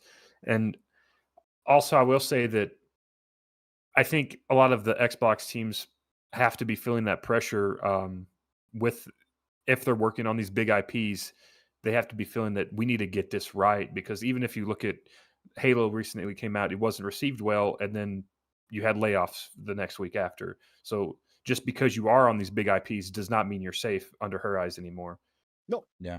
And those And you layoffs are can't probably fumble. already planned too. I Well, think I mean, had they not fumbled Halo internally, from what we're hearing, had they not fumbled it that bad yet again, another freaking absolute well, if it fumble. came out and did like, hey, 10 Yeah. million in sales or something If it crazy came like out, that, they yeah. kept the multiplayer in. If they did everything they said they Mhm. were originally going to do and didn't have all the internal turmoil, I don't think as many layouts. Could there still be some? Sure, but I don't think it would have been as bad as what happened. So Yeah. It wouldn't. I mean, it would surprise me honestly. Like after each one of the game releases that happen, if there isn't a small portion of the studios that get laid off right after the game releases. because they're furthest away from a new game. And Yeah, weren't they? Wasn't there reports that they were trying to make like a whole different game, but that's not Fallout? Who? Am I tripping? Obsidian? What was Obsidian work? They were trying to work on Well, they were doing Avowed 2, Avowed 2. and that Yeah, got right. but that got that, and now they say that there's a small team of rebels inside Obsidian that are still working on it, hoping to get. How Yeah, does that yeah. work? How does that freaking work? What? maybe they're What? doing it in their spare time. Sure, but no. But What? that's the report out. Thank you. There was I couldn't another remember game that they were what working on report it too that sounded pretty cool. It was like a sci-fi like Sure. Western theme game or some Uh-huh. shit like that. I can't remember. Yeah. But anyway, there's multiple studios that have had layoffs. You know, you have resets of roadmap. You know, you have to look at. Rare. pipeline changes. Insane. You know, but there is a new level of like focus, I think, as well. What's Rare doing? Rare pisses me. Sea of Thieves season 24. Like why? What the heck? Oh, Rare. Good old Rare. Don't know. Call of Duty support. Fuck if I know, man. Sea of ABK Thieves games. season 25. ABK games multiplat. A big multiplayer. Xbox Game Studios games and multiplat. Single player games from Xbox Game Studio, Bethesda side, I think are going to be exclusive. And Blizzard supposedly the best functioning out of all the places right now. Yeah. Supposedly the biggest. Well, didn't that come out that the news reporter that Mav always makes fun of? I can't Schreier think lied, of. Yeah, or yeah. It whatever. was like Schreier lied about his Bethesda yeah. report or something. Oh, he lied. He lied about the Blizzard report. When Yeah, that's what I Blizzard mean. went through Yeah. their layoffs, Yeah. when Blizzard went through all the firings of the good old boys club within Blizzard, now it's come out and Schreier's admitted that a lot of the stuff wasn't confirmed that he put in the book. That it was like that he made it sound like it was concrete. Some things Like the Bill Cosby room. I just Yeah. kind of like heard about, and I thought it was fine just there. And some things I saved for my book. Right. You know, I just like I did because of my book. I gotta go check it out on Amazon right now. You know, we can find about all the turmoil and dirty dealings in the industry from all my inside sources. Even though later you might find out that they're bad. You might later you might Mike find out Ybarra it was just running bullshit. from Xbox the whole time. Like they kept. We almost got him. And I was just that's praising him for the layoff coverage that he just had because he was actually reporting on factual stuff instead of running around like a wild man. Damn it. Remember, you know, once a snake, always a snake, guys. Yes. It's crazy. Well, Elder Scrolls 6, I think we're all in agreement. It's exclusive. Crazy. Yep. Asha, don't surprise us. Isn't it ashy? Ashy Sharma. Ashy Sharma. Well, I told you guys, exclusive. Yeah, I told you. He would totally say that. I told you in 2022 it was going to be exclusive because Phil said so. You should have listened to me. See? I remember how big of an argument that was. It was so funny. Yeah. Oh, he was upset though. He was pissed. Yeah. Anytime the exclusivity came up, he was pissed all the time. Yeah. Yeah. I think he came around on it towards the end of last year. He was like, I guess it doesn't matter. Like, I think he just realized that no matter what happened, cause. Like, what the fuck are they doing? What are we fighting? What are we fighting about?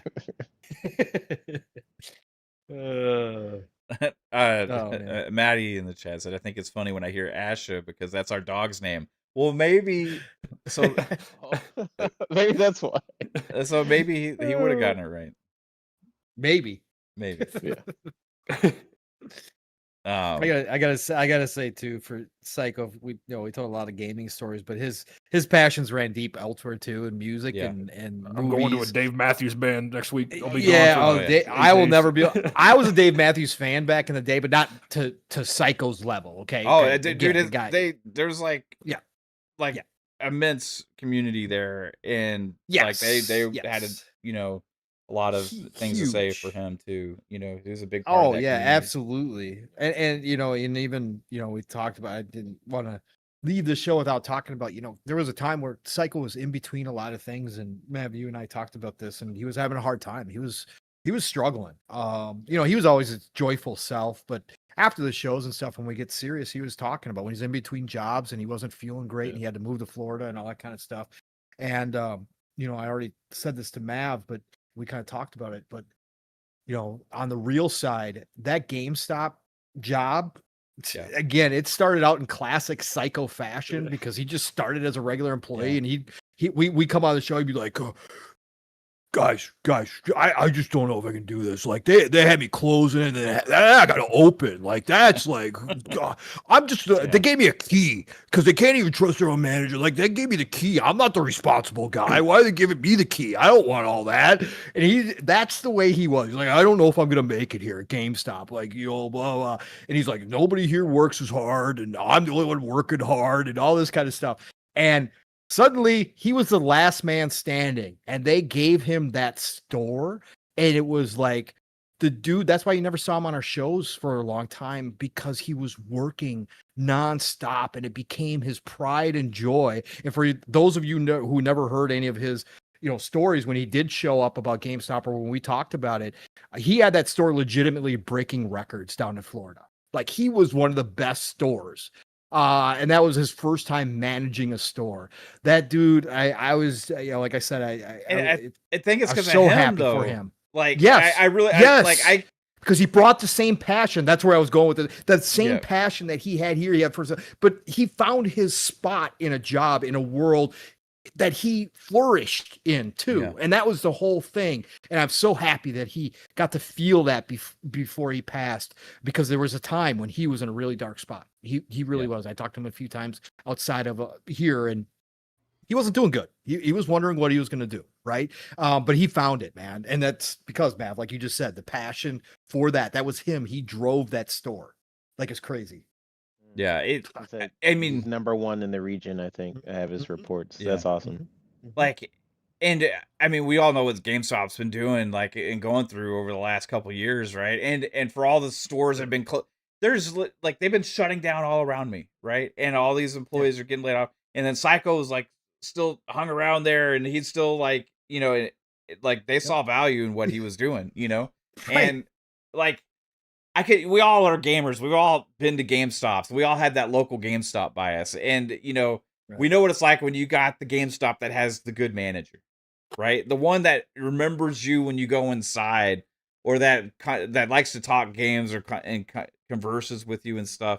And I could just imagine just that, his store being all about that, and just going in there and that personality, you know what I mean, that he had. And like, that would make me want to go to that store. Infectious. That energy, just infectious, man. Again, can you imagine him just rambling in the store to people about gaming, about what was coming out? Can you just imagine if people were just like, yeah, okay, yeah, sign me up. Well, I'll buy that. Yeah, okay, cool. I'll put down a pre-order on that. Like, and I wonder how many PlayStation fans walked in, and they ended up walking out with an Xbox. Like, what the hell happened? How did I get this? What, did this guy just talk me into buying this Xbox? I don't even. There's also like every other week he'd be like, guys, I just picked up this random JRPG for $14 at GameStop. Look, the best deal. This is the best deal. And you knew he was selling the hell out of whatever game he was playing. Yeah. Everybody came in. I don't like RPGs. I don't care. You got to really try this game. Like, this is like, it'll change your mind. You'll like JRPGs after you play this game. Like, I could just. Except when he recommends games to the gamers that come in there, and then they go home and look it up, and it's like Spirit Farrier. How do you spell Spirit Farrier? Like, I can't find. This game doesn't exist. Look, I can't. Maybe I can't say the name, but it's right here, and you got to get it. You got to get it. Love it, man. Well, we all have much love for him. And he'll definitely be missed. And again, condolences to his family and friends, everybody in the community that knew him. And I also want to thank you. This is the first time we've all been together since the family reunion. Was the last time Psycho was able to be with us on the show too. Back at E3, or not E3 anymore, whatever it is now. Yeah. But Showcase season. yeah, so thank you guys for being here for this special show. Being here for Psycho means a lot to me. 3-bit. Why don't you tell everybody where they can find you, sir? Hey, y'all. I'm everywhere, I guess. um, On Blue Sky. Great show, y'all. Blue Sky, back on X. Check me out at i3bit. My YouTube. I will be making content for GTA 6. I'm very excited for that. Yeah, great show, y'all. It was. I was like thinking about Psycho throughout this whole week. Um, just like random moments we would have, like when we play Monopoly and stuff like that. Yeah. And he was such a he was such a great person for the community. So it was fun also getting to talk with you guys about memories that we had and shared together. So appreciate you for putting this together, Mav. I like yeah, appreciate everybody in this community. It was said in the beginning of the show, but I also said it in my posts, but is this is more than just gaming. Like this is definitely a fam, and um, I think sometimes you can forget. We all are going about our lives right now, like we're all on like different paths and stuff. But I always know I can come here and just talk gaming with you guys. Um, like and I'm always thinking about you guys too. Like whenever I'm like, oh yeah, it's been a minute, but it's fine, And I really wish I got to game more and stuff with Psycho. But this is definitely, I said in my post, it's more than gaming. Games are something, and these podcasts are stuff that definitely connects us. Like I've been on this show for 6+ years or so at this point. Um, and everybody in this community, like d- getting to see the same people I've seen in different chats, and I like know a lot of these different people.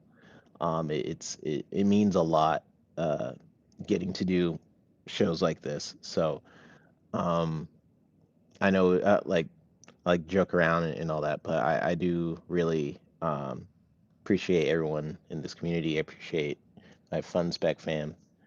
Even if we are not podcasting every single day or as much as we used to, I think it it it always means a lot when we do get to spend a lot of time together. And Yeah. Psycho was very much a component of a lot of great moments. So thank you all. Okay, well said, man. Fuzzy Belvedere. What about you, sir? Oh, this was great getting the family back together. Wish it had been under better circumstance, but it's good to honor his memory. Good to relive some of the stories and some of the moments we've had.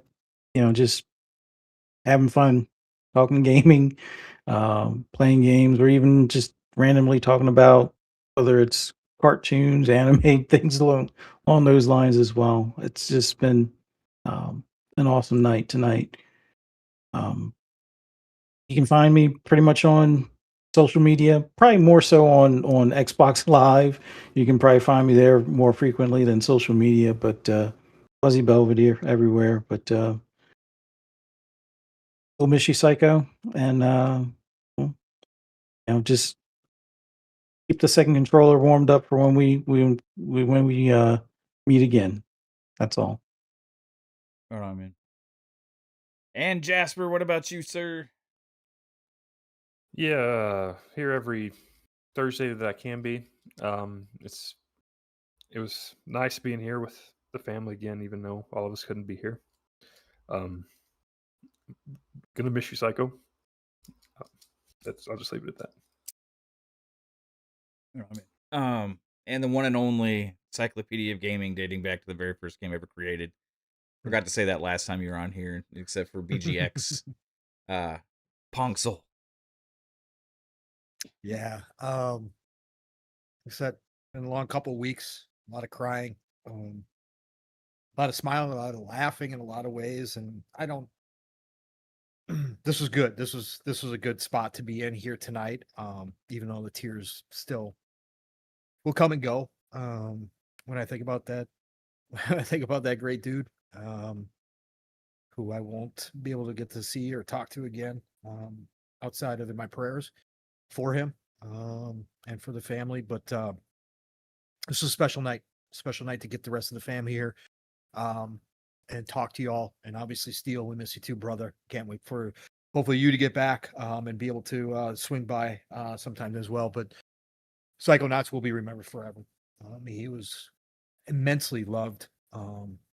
Had the pleasure of watching the ceremony, his funeral, which was absolutely beautiful. Greek Orthodox. I'm Catholic, but love my Greek Orthodox, love my Orthodox brothers and sisters. I just love their tradition. And he had a just simply beautiful and blessed send off from all his family and friends there, and at the church. It was just absolutely wonderful. So this is kind of a nice full circle come back around to where it all began. It truly began in the chat when I first met him, but obviously we got to know each other here in the Fun Speculation family, right, on these shows, along with all of you, many of you in the chat right now, and many more out there, throughout all the chats. We got to know you. And again, as Mav, you said, the Fun Spec fam is not just a name. And we've always talked about that. We've had a lot of anniversary shows and a lot of things to celebrate between all of us through changes and through all sorts of things. But we've always celebrated, but we've always said that when we've been together on these shows, that this is more, it's truly a family. You guys are my extended family, and Psycho leaving us and going to sleep, showed what that truly means, because all of you are like brothers to me as extended family. You guys are brothers. You got, and that hits just as hard. And Kate is a sister to me, and it hits just as hard when stuff like this happens. And we've all been there for each other through different times and through different things happening to different degrees, but we've all been there, not as just podcasters, or not as just simple, buddies who got to know each other a little bit on these shows or game together a little bit, but truly on a different emotional level. And that's never going to go away. And that bond is between all of us forever. However much we talk or however little we talk, we will always have this. And chat, you guys share in that as well. You guys are our extended family as well, because we've gotten to know a lot of you. Even if you haven't been on our show, even if we haven't heard you or seen your face, we still get to know you from your weekly show ups here, and the deep passion that you have for this gaming. But also there's a lot of wonderful, caring human beings out there. And we don't look past that when we do these shows or when we have these conversations. There's just a lot of great people. There's a lot of darkness in the world, but there's a lot of light in the world too. And we see that in these places and during these times. So I just want to thank you all for being here. And again, whoever's left, from Psycho's family, or GameStop employees, again, my heart, my prayers, my love to all of you. Can't imagine what you guys are going through, knowing what I'm feeling right now. And I didn't even get to meet the guy in person. So, but nothing but love, and nothing but love to everybody here right now. And Caitlin, who I know is in the background. Love you all. And this is the reason why I got into podcasting. And it's the reason why, however little I do it or however much I do it, I'm always going to be around at some point. So nothing but love. Hope you all are doing great. Again, reach out to those that you love. If you haven't talked to them in a while, for sure, touch base. It's sad we got to have these moments to remember to do that, but that's just human nature. Unfortunately, we're all imperfect, and it's one of our flaws, but take the time to do it now when you are reminded to do it. So nothing but love. Keep gaming. It's the golden age of gaming. And I'll talk to you all real soon. Thanks, Matt, for putting all this together too, brother. Yeah, man. Appreciate you. It's good to be back. I'm glad to have all of you guys here again. Like I said, we're missing one. We always will be. And that's kind of like, you know, you said it like when you talk about like you realize how much it means, like, when I started this, I didn't expect to have all these friends and people in the community. I just expected to do a podcast. I was like, I wanted to do a gaming podcast. You know what I mean? But I ended up meeting all you guys and ended up, after high school, I kind of grew away from my friend group there and stuff, and like um 40-year-old bonding with new friends over the last 6 years, meeting people that became some of my best friends of my entire life that I've ever had. And many of you have never met in person, maybe never will get to. I hope that isn't the case, Um, and I've always like said how much it means to me to have all you guys here. And I truly mean that. Every single one of you guys, I love you like a brother. Like I love Psycho like a brother. And that doesn't die. That stays. And like you really do feel like all the words, all the things you say, like, hey, you guys mean a lot, love you guys, all that stuff. You really know when it hits you when one of them's gone.